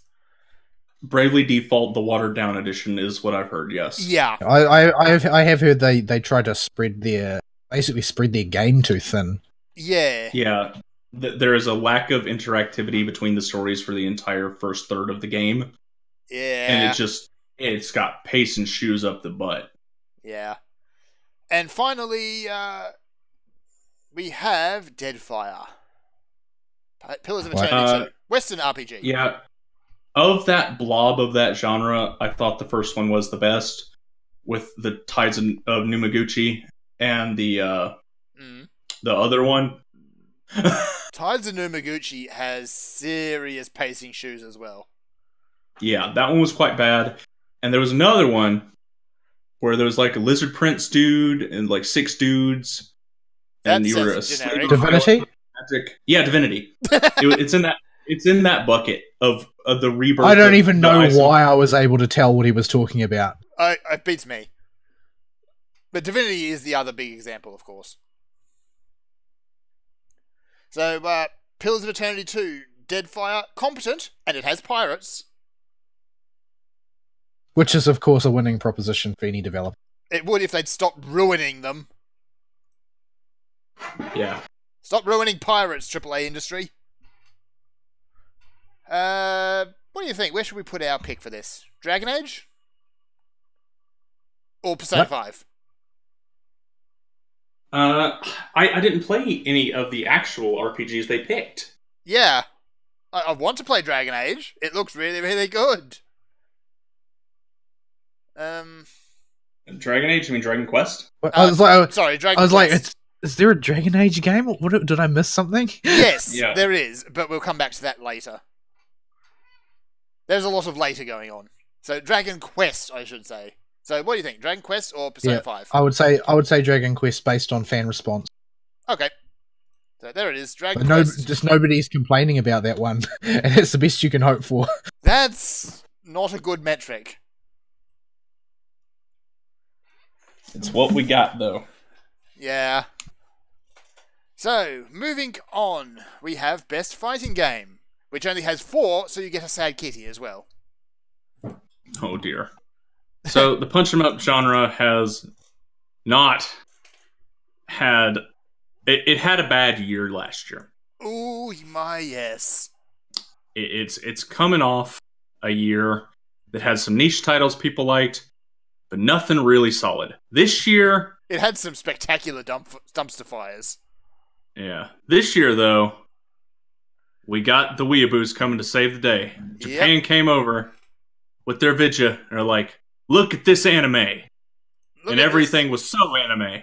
And we got BlazBlue and DBZ Fighters, which are both on the list. Yep. Soul Cal 6, which just came out. Fighting games, I don't think you are allowed to be on this type of Game of the Year stuff until they've had time to settle. Fighting games are a genre that How many of the right people away. on that panel do you think know anything? Nothing. Yeah, none of them. None. I'm just saying, I'm speaking not from their perspective. But yeah. As a fighting we game do fan.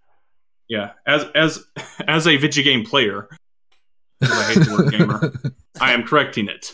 So, our nominees are and BlazBlue. and then I'm going to go interrupt ahead. you, otherwise you're going to get bogged down.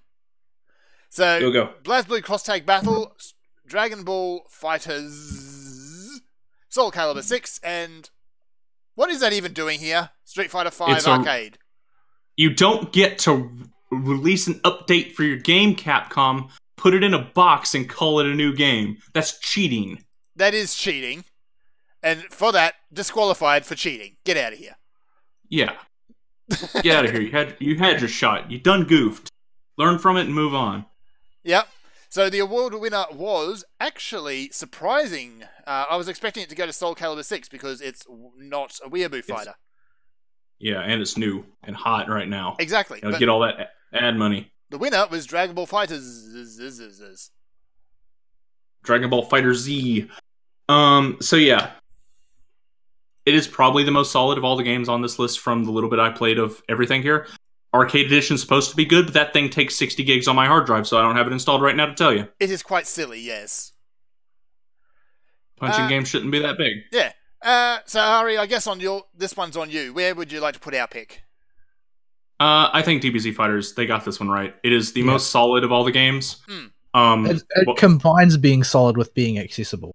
Yeah, Very and much it has probably the most accessible IP as its selling point. So this definitely makes sense. All right, so they actually got one we can agree with. So one. That's one. They had less.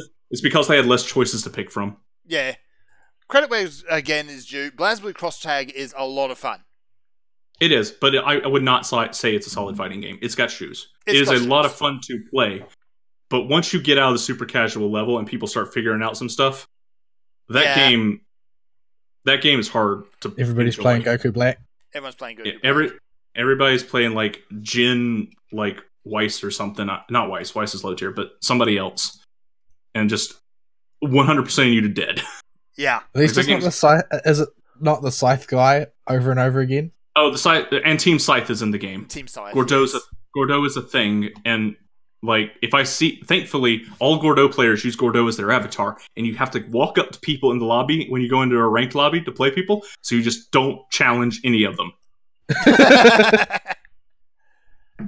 All right. Next category is the best family game. I actually think I jumped ahead of there a little bit. Yeah, you're on track. Keep going. Yep. So, this is a very broad category. I'm going to redefine it. Category that makes you just want to kill your family. It seems to be a running theme for these games anyway. At least the Nintendo ones. And guess what? It's 4 out of 5 Nintendos. Yep. I don't know anything about the game that won this award. The only game on this list I played is Mario Tennis Aces. Okay, So our nominees are, as you can see, Mario Tennis Aces, Nintendo Labo, Super Mario Party, Overcooked 2, and Starlink Battle for Atlas. Oh boy. So, Mario Tennis Aces. It's Mario Tennis. What's there to say? Loved it since the N64 game. Yep. It's a great series. Nintendo Labo is a peripheral. I'm not even sure you can call that a game. It's for children. Yeah. No, it's not for the family. It's for children. Period. Yeah. But There's nothing there for anybody who's not a child. Yeah, and it is hard pressed to call it a game too. But yeah. Yeah. Like, it's a toy. Yeah. It's a cardboard box, people. Come on. You're playing with a cardboard box. Nintendo, you're cheating. Go home. Like, you know what? We don't sell them the disc anymore, so we might as well not. So we might as well just, make the box the focus. So, hey, Fallout 76 gave you a cardboard disc. It's on like every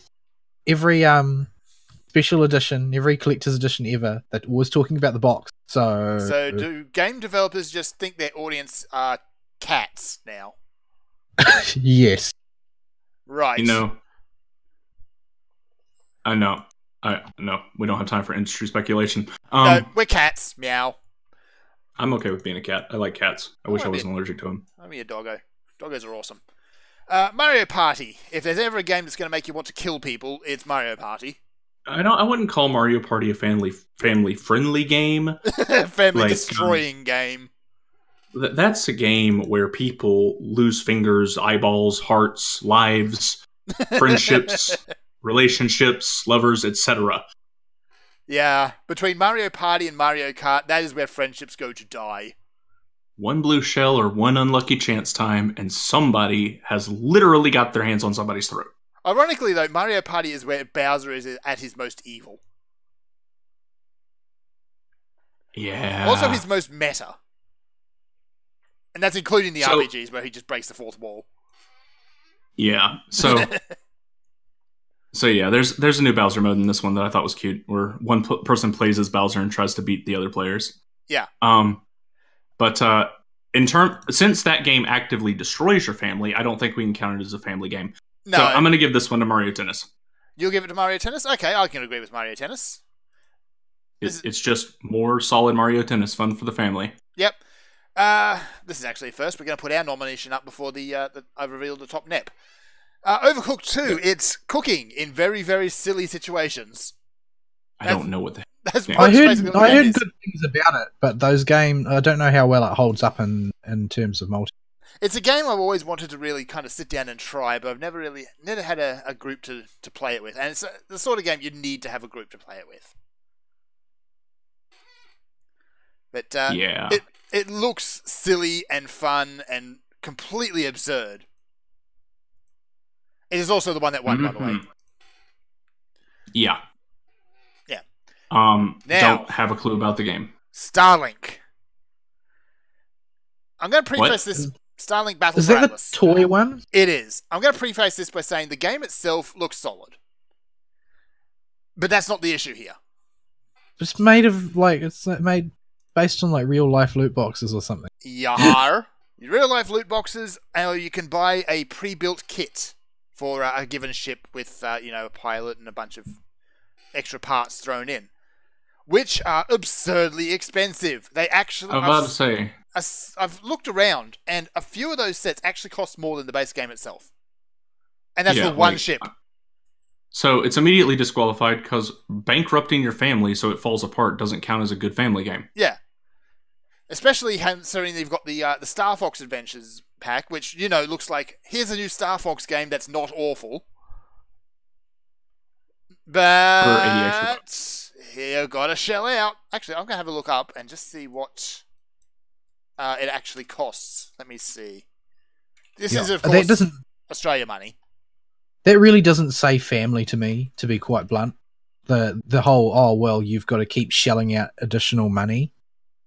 Because I don't know if parents are different now, but getting my parents to part with Dosh for toys. Oh yeah, that's not happening. It's not happening. That was Christmas time only and birthdays. So here we go. EB Games Australia has Starlink Battle for Atlas, the Switch version, which comes with the Star Fox R-Wing, a couple of pilots, and a couple of bonus weapons, as well as the base game. $120 base price. Heck no. Yep. Even converted to US dollars, that's like $80. That's like $80, yeah. Screw that noise. Let me see. It's also out on the Xbox and the PlayStation, but why you'd want to get it without Star Fox, I'll never know. The ships, which by and large include a ship, one weapon, one pilot, are $50 Per ship. per ship. Skylanders capitalism ho. $50 DLC. Skylanders doesn't look nearly as cynical compared to this. Oh, I know. It's just the natural escalation. Ugh. A pilot on its own is $13. I thought horse armor was bad. Yeah. Or you can get 2 weapons for $20. Everything we warn people about with DLC culture becoming a thing is happening. The sad reality is that horse armor doesn't look so bad anymore, does it? No. No. And at least Bethesda was willing to take the piss out of themselves for that. I mean... Just... Who made this anyway? Is it Activision? No, it's... It's Ubi. It's my dead horse I like to beat. Yeah, you don't get this easy. one. I've been wanting to beat on this game for a while. Like, the game itself looks decent, but come on. There is, of course, the option to buy the digital versions of all this stuff as well, but I do not believe it's much cheaper. Probably isn't, because you can't find the in-store stock prices. No, you cannot. Yeah. That's terrible. So yeah, Mario Tennis is a good family game. We need to move on. Yep, we do. Best strategy game. I haven't played any of these. I played it for the record. I played BattleTech. So Banner Saga 3, it's Banner Saga the third. BattleTech, it's a return to form for the whole Mech Warriors series, except you got Mech Warrior Mercenaries 5 coming up, and that's going to be even better. You've got I don't know. As long as they don't ruin it. The BattleTech fandom is extraordinarily divided over what constitutes good. Yeah, you've got the lovers of the RTS style, and you've got the lovers of the simulators. And nary the two shall meet. Well, even the simulators they're divided on, because there are some people who actually think it's good when it plays like COD. Yeah, like that's not Mech Warrior though. Like the thing has to be, it has to be an ordeal just to get it pointed in the right direction. It does. It has to move like an absolute glacier. It's a giant robot. It's not a mecha. Completely different. Anyway, Frostpunk. People dying in the snow. Into the Breach, we've already talked about. And Valkyria 4. Different people dying in the snow. I like the first one. Them games are long and hard. I haven't played the third, fourth one yet. I've never made it very far through them. I've tried many times, but they are not easy. Yeah. That game does not want you to win. Nope. It wants you to feel the suffering of war as you play. It wants to make you cry. You know all that spreadsheeting you don't got to do for Monster Hunter we talked about? It's in Banner Saga. No, it's in Valkyria Chronicles. It's also in Banner Saga, by the way. So yeah, Valkyria Chronicles. It'll make you cry while everybody dies. It's gorgeous. It's gorgeous and incredibly tactically deep. And it tells a really good story too. But the hurdles, my goodness, the hurdles are so high. The slightest millimeter out of position around a corner, and that dude's dead. If you are following a step-by-step, turn-by-turn, move-by-move guide to perfect play, it is still unbelievably difficult. Yep. The margin for error, especially in the first game, around corners, is so small, where if that dude is just a little too far out from around that corner, he's going to get hit by every single enemy in the camp right across from him, and he's going to die. Yep. Every time. So, the Nepotism Award here goes to Into the Breach. Because, of course, it does. It's the indie darling, apparently, when people aren't being fnary about it. Which is fine. It looks good. I guess. I guess our pick has to go to Valkyria Chronicles 4 then. Well, yeah, I don't know. I don't know if the game is any good. That's the problem. Like, I know that I know that despite the fact that I was brutalized by the first one and never made it very far as a result, I enjoyed every second of that masochism. Mm. It was great. It was gorgeous. Everything about it was fun, except the fact that I was really, really, really bad at it. Yeah. Banner Saga 3, unfortunately I haven't played it, largely because I tried the first two, which are visually appealing and have a decent writing, but the combat just turns into a slog. Yeah, I suppose in the case of that one as well, it would be a matter of have they iterated on the things that were bad in the past and really turned out an impressive performance this time or not. Yep. They're on their third entry now. Yep. Are they phoning it in to the fans, or are they actually trying to expand their fan base? I believe this is actually the conclusion to the trilogy. Alright, Battletech. I liked Battletech. It's MechWarriors, and aside from MechWarrior 9 online 90% of the time, I enjoy pretty much everything Battletech. But yeah, this game had shoes. Mechas, it was bugged. Let's face it. I had a lot of bugs when I played this game. It takes a lot of getting used to, because it's a giant mech and not a mecha, so it will not turn on a dime unless you come to a complete stop. It is turn-based, so you have a choice of turning on the spot or moving out of fire. You can't do both. And that takes a lot of getting used to. They've actually just put out a big expansion for it too, which I've yet to look at. Frostpunk, it's a city builder where everybody is trying not to die in the snow, but eventually everybody will die in the snow. Well, that seems to be what happens when it snows. Yeah. In most games these days, like, it's just, I guess. Here's a novel idea. Don't build your city on a death ice world. Just saying. But every game's got to have a rocks fall everybody dies win condition now, in air quotes. It's edgy, man. 'Tis edgy. You're weak. Your blood is weak, and you'll not survive the winter. Yeah, but nor will anybody else, so don't feel bad. It doesn't matter anyway. You died of dysentery. Cold dysentery. Yep. So where should we put our pick for this category?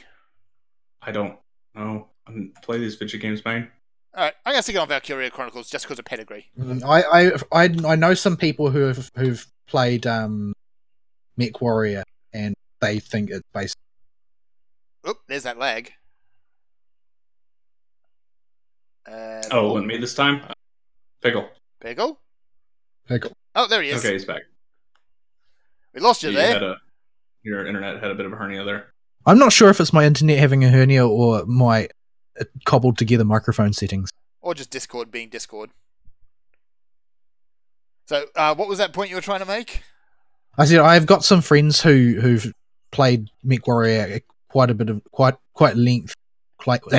great length, and they think that it's basically the best. So I've got that's the only one I've got data on. Fair enough. Yeah, it's been a long time since we had the MechWarrior strategy. It's even been a long time, if you don't count MechWarrior Online, since we've had a MechWarrior Sim. So, more giant robots, please. Right, finally, of the awards. Best Multiplayer. Okay, so this whole category is DQ'd because of who won? I'm going to skip Best Sports away, of course, because first and foremost, nobody cares about Best Sports. Second of all, Super Mario Tennis. Is that sports? Like, I don't even know if it qualifies. Tennis is a sport. I don't know what their criteria are. Well, tennis is a sport, yeah, but I don't know whether or not Super Mario Tennis is about playing tennis. Well, it's the only game that's actually evolved in the last 10 years. You ever play NFL Blitz? No. No. Okay, y'all probably don't have American football games over there. We do. They turn up, but nobody plays them. Nobody buys them. We have Jonah Lomu Rugby. We have Rugby Union, which is Jonathan Thurston on everything, by the way. So Mario Tennis is like... like, I think we lost him. Do you have like Aussie rules football games? Yeah, like there's a huge following for Aussie rules in the giant circle instead of a rectangle for an oval, but nobody plays those games either. I see. There's a bit of an audience for the rugby union games because rugby union tends to be marketed a lot better and it's got some more recognisable faces, especially on the eastern coast. But yeah, it's not really a thing. If people are going to play a football game here, generally they'll play FIFA. I think League, generally speaking, has better marketing, but they don't have a video game in New Zealand. No, they don't. Have we got Ari again, or has he just vanished into the void? I just heard a bloop, but I'm currently killing doggos. Right. I'm gonna check in a second. Okay. He bleeped. He bleeped. Power went out. He's lost power. He's lost power. The Green Movement, everyone. So, best multiplayer games. We have COD Blops. We have Destiny 2. We have Fortnite. We have Monster Hunter World. We have Sea of Thieves. And we also have a Sad Puppy. So Sea of Thieves is a No Man's Sky. It is very much a No Man's Sky. COD Blops is COD Blops. COD Blops is COD Blops. Yeah. Sea of Thieves, they're starting to drag it up. But I think at this point, unlike No Man's Sky, nobody cares. Yeah, I think that people make a lot of assumptions about what you can do with player-generated content, but the reality is people online don't cooperate. No, they don't. As a general rule, they don't cooperate. And I think that EVE Online was bottled lightning. Yeah, it happened on accident, and you can't do it deliberately. It hit on an exacting niche by pure chance. That is the only game where piracy exists in the literal conventional sense, in my opinion. Yeah, it has real piracy and real pirates, and it works. Yeah. Oh wait. And the reason why there is real piracy and real pirates and it works is because fundamentally because they have people who are not pirates. Yeah. There are consequences perpetuated by the player base itself for pirate activity. So the risk and the reward is almost purely generated by the player base. So, our winner, of course, here being absolutely no surprise, is Fortnite. Yeah, but the thing is, I don't think it's a great multiplayer game. It's just, the fad of the moment. And what does it do that's great? Nothing. It's just really good at selling itself to children. Mm-hmm. And they have dances and stuff, and it's barely a game. It's more sort of something that streamers do while they wait for donations to roll. Yeah, turn on Fortnite, yes, and then win, profit. I don't really see it as being particularly impressive. No. In any respect.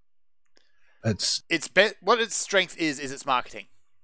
Yeah, it's a better marketed PUBG, which was a better marketed Arma, and that's it. Yep. That's all.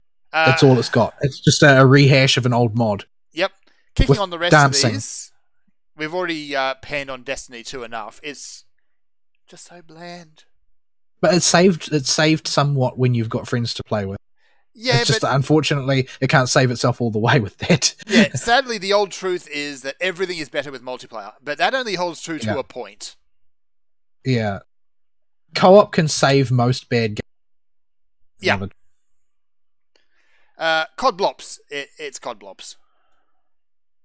Yeah, and it's pretty much just, as far as I know, the same as every other. Yeah. Monster Hunter World, it's work together or die. And I think that that's got way more headroom for what it does is it generates multiplayer stories, and you can't say that for the others. Yeah. I'm gonna stick you can actually generate Remember That Time When from Monster Hunter, which is something that you can't with the others, and I think that that's critical to multiplayer experiences. Yeah, you've got to be able to generate those water cooler stories. And Fortnite, it's what? We shot a guy. Yeah, COD we shot Blops, this guy this time. Yeah. COD Blops is we shot this guy and everything was brown. Sea of Thieves is we sailed a boat and did nothing. Yeah, that's the thing about a game about piracy when there's nobody to pirate. Yeah. So, Monster Hunter World, you work together and you will kill a beast, and if you do it successfully, you get a really good feeling. I love that feeling. It's a feeling I haven't gotten since, old school raiding. Yeah, like that game is great to play by yourself, and it's even better to play with friends. As far as multiplayer experiences for the year go, me and Ari, Two-Man, and Kulve Taroth is up there probably at the number one spot. Oh yeah, that was incredibly silly, by the way. I know it was silly, but we did it anyway. You did it anyway, because you could. But enabling that is valuable, I think, and there is no way for Fortnite to generate that scenario. Not really. No. It's just, it's battle royale every time. Map gets smaller, you shoot whoever you come across, and if you're lucky, you won't get sniped. Yep. Ari should be on his way back.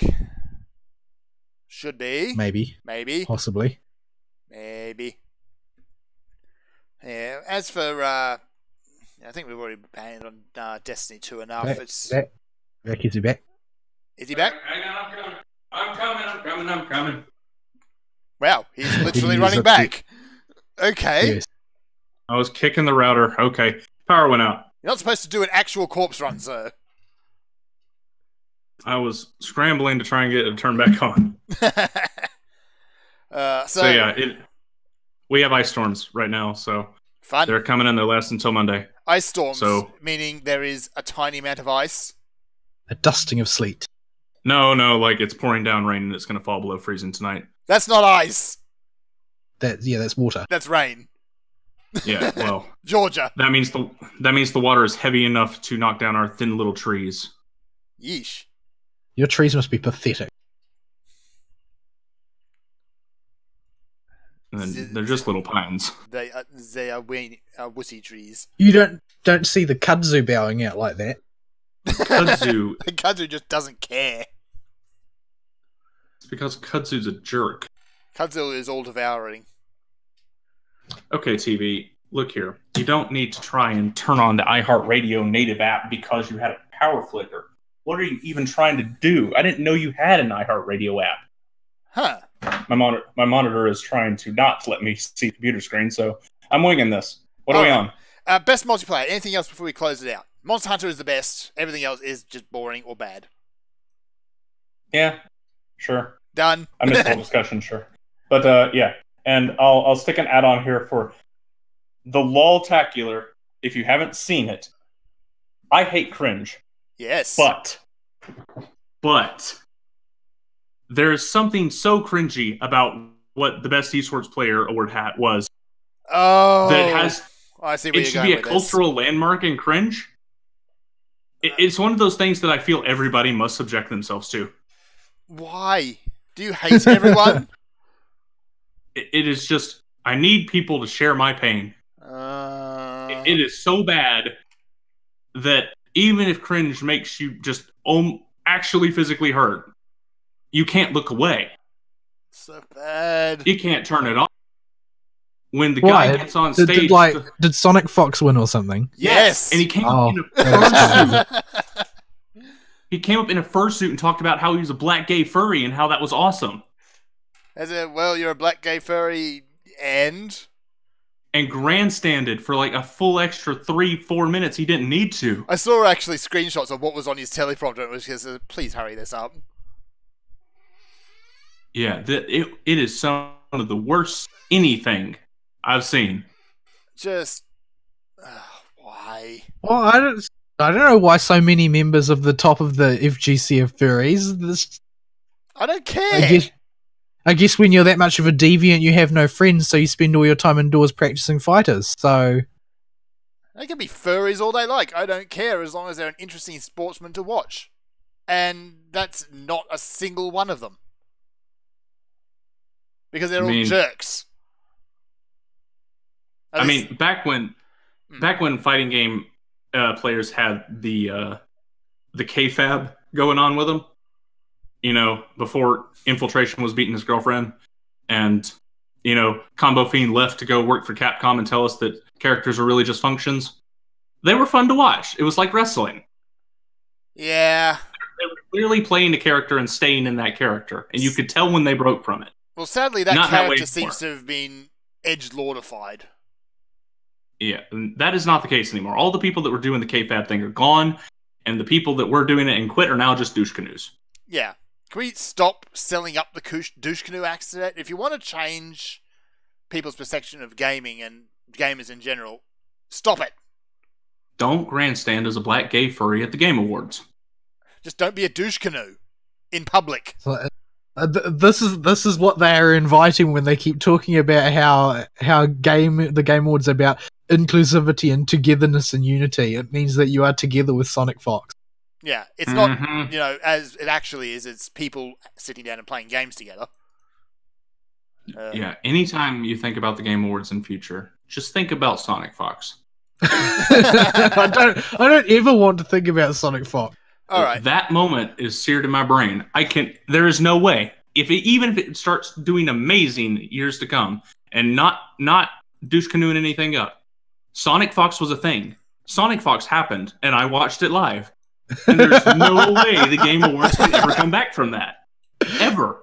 Oh, no. It's over. It's all over. Everything is over. While we're on the subject of cringe, I guess, we're kind of in a bit more of a freeform area of the show now. Because we've got a whole bunch of trailers to talk about and announcements and stuff. You want to keep the cringe train rolling? There's a lot of trailers that I've forgotten or just didn't care about because a lot of them weren't very interesting. Most of them weren't, in fact. Well, the what is it? Marvel Alliance one was so bad I actually found it memorable. Yeah, it was just bad all the way through. I'd like to try the Marvel Alliance games, but you can't buy them anymore because licensing happened. And then unhappened, and then happened again. Yes. But yeah, that's a new thing. We got Marvel Alliance 3 coming out for the Switch. And it looks like a complete pile of trash. So yeah, it looks phoned in all the way. It looks the same as it did with its first game on the 360 eons ago. Yeah, yeah. It didn't look great then either. Yeah. No progress has been made. All right. Pick a game and we'll talk a bit about it. There's only one I care about, or one announcement for a game I previously didn't care about that I went out on day one to get a game. Okay. When I was going to wait. Go for it. So we'll do the good, because we've been punching on the Game Awards forever. Let's talk some good. So I did not have any real interest in Smash other than my friends pressuring me to get it because they wanted to play. Yep. I was not going to get this game. I was going to let it sit for a few months. And then this happened. Dun, dun, dun, dun, dun, dun, dun, dun, dun. And then you see the Phantom Thieves logo pop up on the screen after a fake blackout. Yeah. And you see the English dub cast go, "What? Smash Bros?" And I'm like, I'm done. I'm buying this game day one. Gotta buy this game now. Honestly, I think you don't even have a choice anymore. This trailer, I think, would have had the absolute maximum impact coming into it blind. Like, it just pops up, here it is, here's Joker, and he's holding a Smash envelope. Done. Yeah. Which is more or less how it was actually presented at the day, but it kind of loses that impact if you watch it after the fact. Yeah. It was... You had to be there for just this is so boring. Oh, I hate my life. Everything about the show is so terrible. Dun, dun, dun. It's not a game. Holy Sona!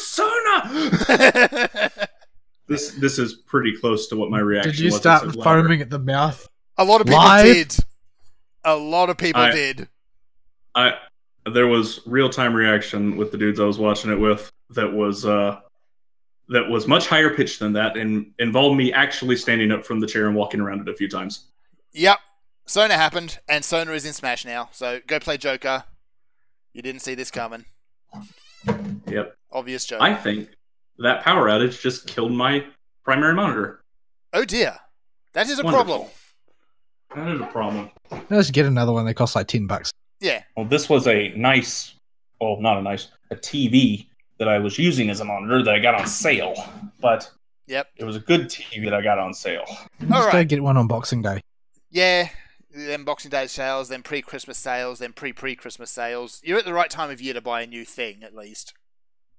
Yeah, but I also got to buy things for other people. Yeah. So that was literally the only good thing that happened. I don't know. While we're on the topic of good, Crash Team Racing Nitro Fueled. This was leaked like way before it, so it lost a lot of impact. It did. But Crash Team Racing, the original, was fantastic. Perfectly solid Diddy Kong Racing competitor / clone. Yes. The follow-ups to it were not so good. No. Not bad in some cases, from what I remember, but it's been forever since I played these games. What was it? The one on the GameCube where people can mash their cars together in real time. That one was bad. But the first one was Diddy Kong Racing with a more Crash. Exploratory open world element and more Crash. So the problem is that I think the kart racing genre has kind of moved on since Crash Team Racing. You mean it's dead and Mario Kart's the only one left? Well, yes. Because nobody else seems to be able to actually do it properly. Well, actually, no, that's not quite true. Sonic and Sega All-Stars Transformed was pretty good. Yeah, but yeah. One-off genre revival games happen all the time. That doesn't mean the genre's back. Yeah. Actually, there's a new Sonic one that's coming up, which is just Sonic, though. So it loses a lot of that Sega nostalgia. So, yeah. This one was something to look forward to, possibly. Possibly. The Sony remakes so far have done pretty well. Yeah. This one could be in the same boat, but it's a totally different animal than the other two games that got remasters, so... Yep. Right. Now for skepticism. Everything else. Everything else. Well, almost everything. There's one other game I'm actually kind of interested in, mostly, with a good bucket of salt. But let's start with something really that should be good but is not. Psychonauts 2. So, wait, that's still being made? Apparently so. Yeah, we got a trailer for it. I don't know if it's new or not. They just took the money and ran. Yeah. No, they've funded it on Fig, which is a thing.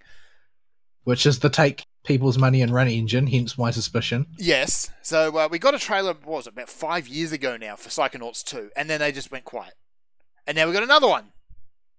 Mm-hmm. Like, the voice cast is there, the game still looks Tim Burton-esque, and it's kind of silly and platformery from the little bits you can actually see.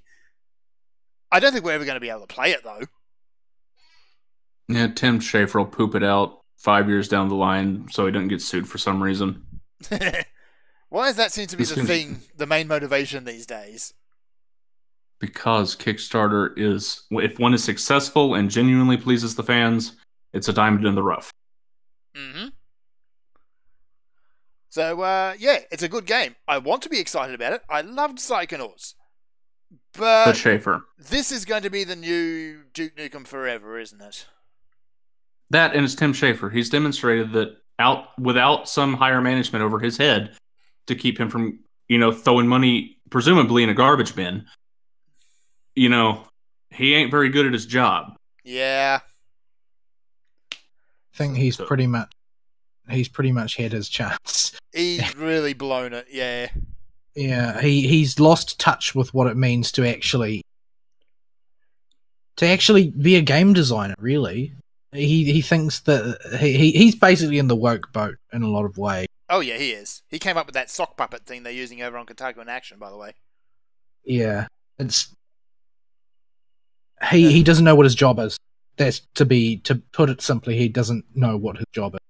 Yeah. He is trying to be a producer without having any clue how to be one. Yeah, he's just an ideas guy, and that's all. Yep. He's not capable. Blitzing on. Pick a game, Vol. I don't know. I didn't watch it, so I don't know what trailers are. Okay. Boat game looked cute. The boat game? Last Campfire. I did not actually Looks make a trailer for that. I don't know what the game's about, like every other game that they showed a trailer for, but it looked cute. This seemed to be the year of let's show a trailer that shows absolutely nothing about the game. Yeah, like monkeys. Like monkeys. Okay. Monkey. Is it like I get the feeling it's going to be like Spore 3. Wait, there was Spore 2? I don't know. I was assuming there was. No, there's No, not. I don't know that there Well, was. technically there was. Spore bombed too hard. There was Dark Spore, which was an action RPG set in the Spore engine. Might be what I was thinking of. Yeah. All right. Well, So, while yeah, we're on the it topic of boats, Atlas. It's Pirates, done by the Ark guys. Yeah, finish Ark first. Yeah. You're still in early access with that game, aren't you? No, that's finished. Ark is done. Okay. It's they released their final expansion and called it done. I think they're still going to patch it, but that's about it. I wonder if Olisel the Dodo is still alive. No, didn't you delete that? I don't know. So Atlas, it's pirates. It's pirates doing pirate things. Presumably, there actually seems to be pirates fighting the Kraken. But wasn't there like isn't this like shaping up to be too much of a thing though now, because we've got Sea of Thieves that came out and bombed, and we've got that Crossbones game or yeah, that hasn't come out yet. And honestly, it looks highly suspicious because it seems like they're counting on the same sorts of phenomena as Sea of Thieves was to a certain extent. Mm-hmm. I don't know if you can keep going back to the pirate well forever. Especially if you keep peeing in it. Stop peeing in the pirate well, please. Yeah. Pun intended, though, Fern. This is entirely in your boat with this game. I don't like the stuff these devs have done. We'll see. I don't mind what they've done. There's a lot of things I really want to smack them upside the head for, though. We'll see. I can do optimization better than they can. Yep. Holy crap. They have improved it a lot from where it was. It's still not perfect, though. Right, next game. Devil May Cry 5. You want some cringe? Here you go. So, yeah, this had a really, really bad live performance. Bang, bang, bang, pull to the trigger. Honestly, I don't think there's a way to actually perform that song without it being cringy and weird. But there was just something off about it. And they got the lyrics wrong, too, by the way, for one of the verses. Oh, yeah, they did too. Yeah. There was no all of these thoughts. Yeah. It's part of the meme. It's one of the 2 memes from the song. How do you forget that part? All right. We're running out of time, so we got to burn. Oh, yeah. But they did not show the entire Devil May Cry 5 trailer. It was actually leaked earlier in the day from some guy at the Game Awards before the Game Awards happened. Because, of course. And he posted it, and he posted it online somewhere, so we knew it was coming. But they only showed 15 seconds because Sonic Fox ate all of its time. Yeah. Yeah, I think that's it. Right. Oh, dear. Speaking of bad presentations, why? Mortal Kombat 11, why? The music in this thing is the only part about it that just makes you go, all right, Gucci Mane's a thing. I found it actually more nauseating than the excessive violence. Oh, I muted it after like 20 seconds. I live in near the ATL, not in the ATL anymore. Gucci Mane is a thing. I've heard enough. Does it at least have any memeable bits? No. That will live on in infamy? Aside from its infinite terribleness, no. I try and decipher the lyrics to find something memeable, but they're all mumbled. You can't really understand them. Mm-hmm. And the gag they presented the reveal with was just not well timed at all. Was it the just poor NetherRealm guy. Yeah, like the NetherRealm guy just didn't have any good comedic timing with it. Meh. It could have been a funny joke, but he just completely dropped the ball. Meh. Okay, next game, Far Cry New Dawn. First and foremost, they missed the opportunity for an incredible pun here and called it Far Cry New Hope. Other than that, though, I'm not sure what this trailer was. I think it was Havoc, or what was it? There was a dog in a car. There was a dog in a car, and that's the picture I've got, actually, by the way. It's just the dog in the car. That is all people remember about it. That's literally the only thing I've seen posted about that game. It's the dog in the car. Nobody remembers the two ugly black girls. Yeah, everything about that looked unappealing to me. Like, just straight up, I don't. Yeah. You don't even understand why anybody would care. I suppose it's because it's the closest thing that they've done to a sequel. I guess.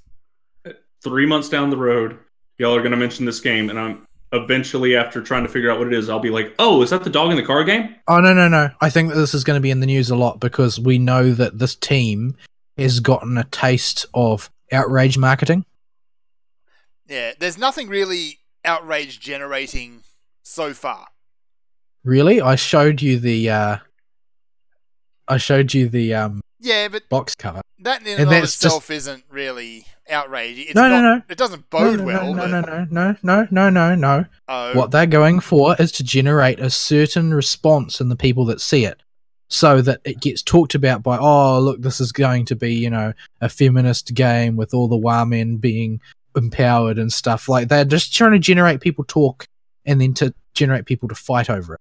Yeah. You need to use a soft touch to get this right.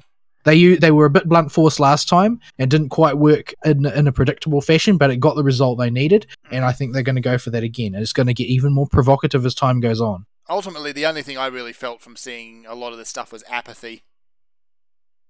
I cringed. That trailer made me cringe. The game looked boring, and the presentation made me cringe. But dog in a car. Even that made me cringe because it was a transparent play toward, oh well, this is going to become a meme because it's so wacky and random, right? Yep. Everything about it was so over-engineered and artificial that it made me sick. Yep. Like, it was easily one of the worst things that I saw in the part of the show that I watched. Yeah, it's worse than monkeys. Worse than monkeys. The monkeys thing was confusing and banal because I can't work out how there's even a game taking. So this one was over-engineered. It felt like an attempt at manipulation. I'm just going to maintain apathy because that's the only way to win. If it's good, it's good is the mantra to live by these days. Yeah. I can almost guarantee that it won't be good because there's no evidence to suggest they are capable of producing good content. It is the Ubisoft sandbox again. That's all that you really need to know. Okay, moving on. Dragon Age 4. It's a Dragon Age. Another one. Another one. I'm not going to buy it because it's an EA game. Yeah, they had their chance. Yep. Yeah. So, yeah, I just can't care. Like, Inquisition was supposedly a lot better than Dragon Age 2. Dragon Age 1 was great.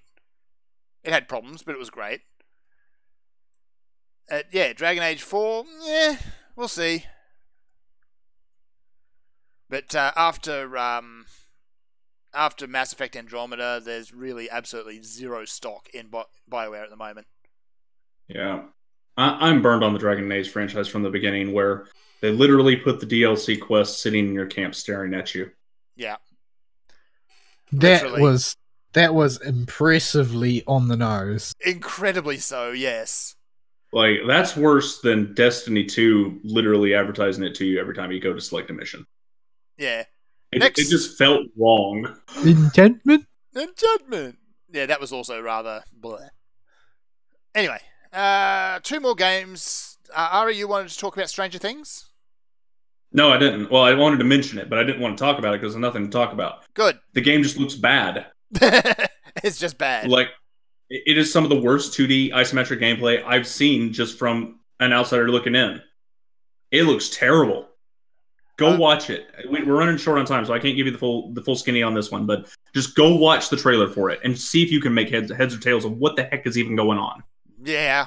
It's a Netflix tie-in game. I think that's all you really need to know there. Okay. Wasn't there something from Bastion people? The what now? The Bastion people. Maybe? Yes, Hades. I didn't have a slide for that one. So Hades and Spot were there, and they showed up, and somebody, I think it's like some Greek hero, or maybe a younger version of Hades himself, in what looks like a hybrid between Bastion and Transistor. So, I don't know. I haven't played it yet. I haven't seen any reviews on it. It's apparently either out now or going to be out really soon, though. Okay. I like Bastion. I didn't like Transistor, though. I liked Bastion. I really like Transistor, so I like these guys a lot. We'll see. We'll see. We'll see. I got the impression it was one of Hades' kids is the character because Zeus calls him his nephew. Yeah, but I don't know of any canonical Hades kids off the top of my head. There's like a mountain of them. He's a Greek god. Yeah, but none of them like stick out in the history books. By history books, I mean the myths. Well, all of the Erinyes were Hades kids. Aren't those all girls though? Yeah. I'm just saying that everybody knows those, and all of those were Hades kids. I think. I thought the Erinyes were born from chaos at the founding. Remember, these are the Greek gods, so there is always a giant question mark over it. We also can both be right because of different interpretations. Exactly. Or wrong, depends on how you look at it. Yeah. Because there's like 4 different versions of all these stories, and the only lineage, there's one that's popular, but even it's not consistent within itself. Yeah. Anyway, last game. Yeah, they probably get rewritten a few times. We can't get bogged down on the classics, because otherwise we could be here all day. Last game is The Outer Worlds. Basically... What was this one? They more or less jumped up on stage and said, it's Fallout New Vegas in space. Oh, right. The OG Fallout guys come up and say, okay, so you know how Bethesda let you down? We're going to try and do better. Yeah, that's what this looked like. The trailer was more or less from the people who made Fallout. And then the next slide was, oh, wait, no, come back. Not that one. Yeah, there was like some text in parentheses that I forget exactly what it said, but it was clearly the original one. Yeah, not Fallout 76. Not the 76 one. Yeah. So it looks good. I'm optimistic on it, but we don't know a whole lot of details on it, so we'll have to wait and see. These kind of reactionary response products can go either way. Yep. They can turn out to be really good using the lessons learned, but there's not a whole lot of lessons to learn from Bethesda because they just kind of lit a dumpster on fire. Yeah. Everybody knows not to do that. They made an even bigger mess this last week, but I'm not sure if them making an even bigger mess this last week was the bigger news or DICE setting fire to everything. Hard to say. We might cover it next week if it's a slow week, but we'll come back might come back to it next week.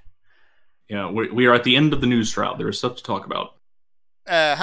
So that's the Game Awards. It was a thing. All right. Yeah, another cynical exercise in marketing.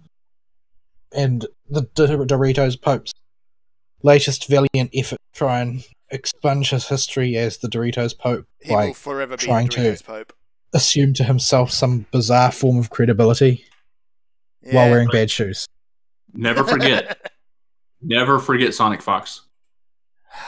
I never remember Sonic Fox. Never remember Sonic Fox. It's not worth it. Your sanity is precious. As long as you keep Sonic Fox happened as words in a text document in your head, you will never, ever have any respect for Jeff Keighley ever again.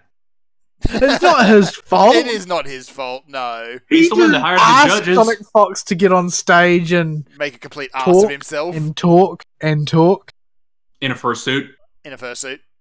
Pointing out that he's black and gay. Nobody cares about that. It's how you behave. I bet the furry community is absolutely appalled because they get enough crap as it is. Now it's just going to get worse. Now everyone's looking their way again, and they don't like that. Yeah, it's like it's rainforest all over again. So yeah, that was an absolute disaster with a few golden nuggets in it. I don't think the orchestra that actually played the Red Dead music was like super top tier, but I thought the music was pretty good, and I hadn't heard it before. I really sat and listened to it. Oh yeah, I thought that was pretty good. Red Dead's soundtrack is excellent. Yeah. Their touted Game Awards theme was awful. Yeah, it was awful. Bland as you can get. They should fire whoever composed that. I can do better bopping on the strings of a guitar without holding anything down for notes. Ew. I've said it before the show. Where's Tommy Tallarico when you need him?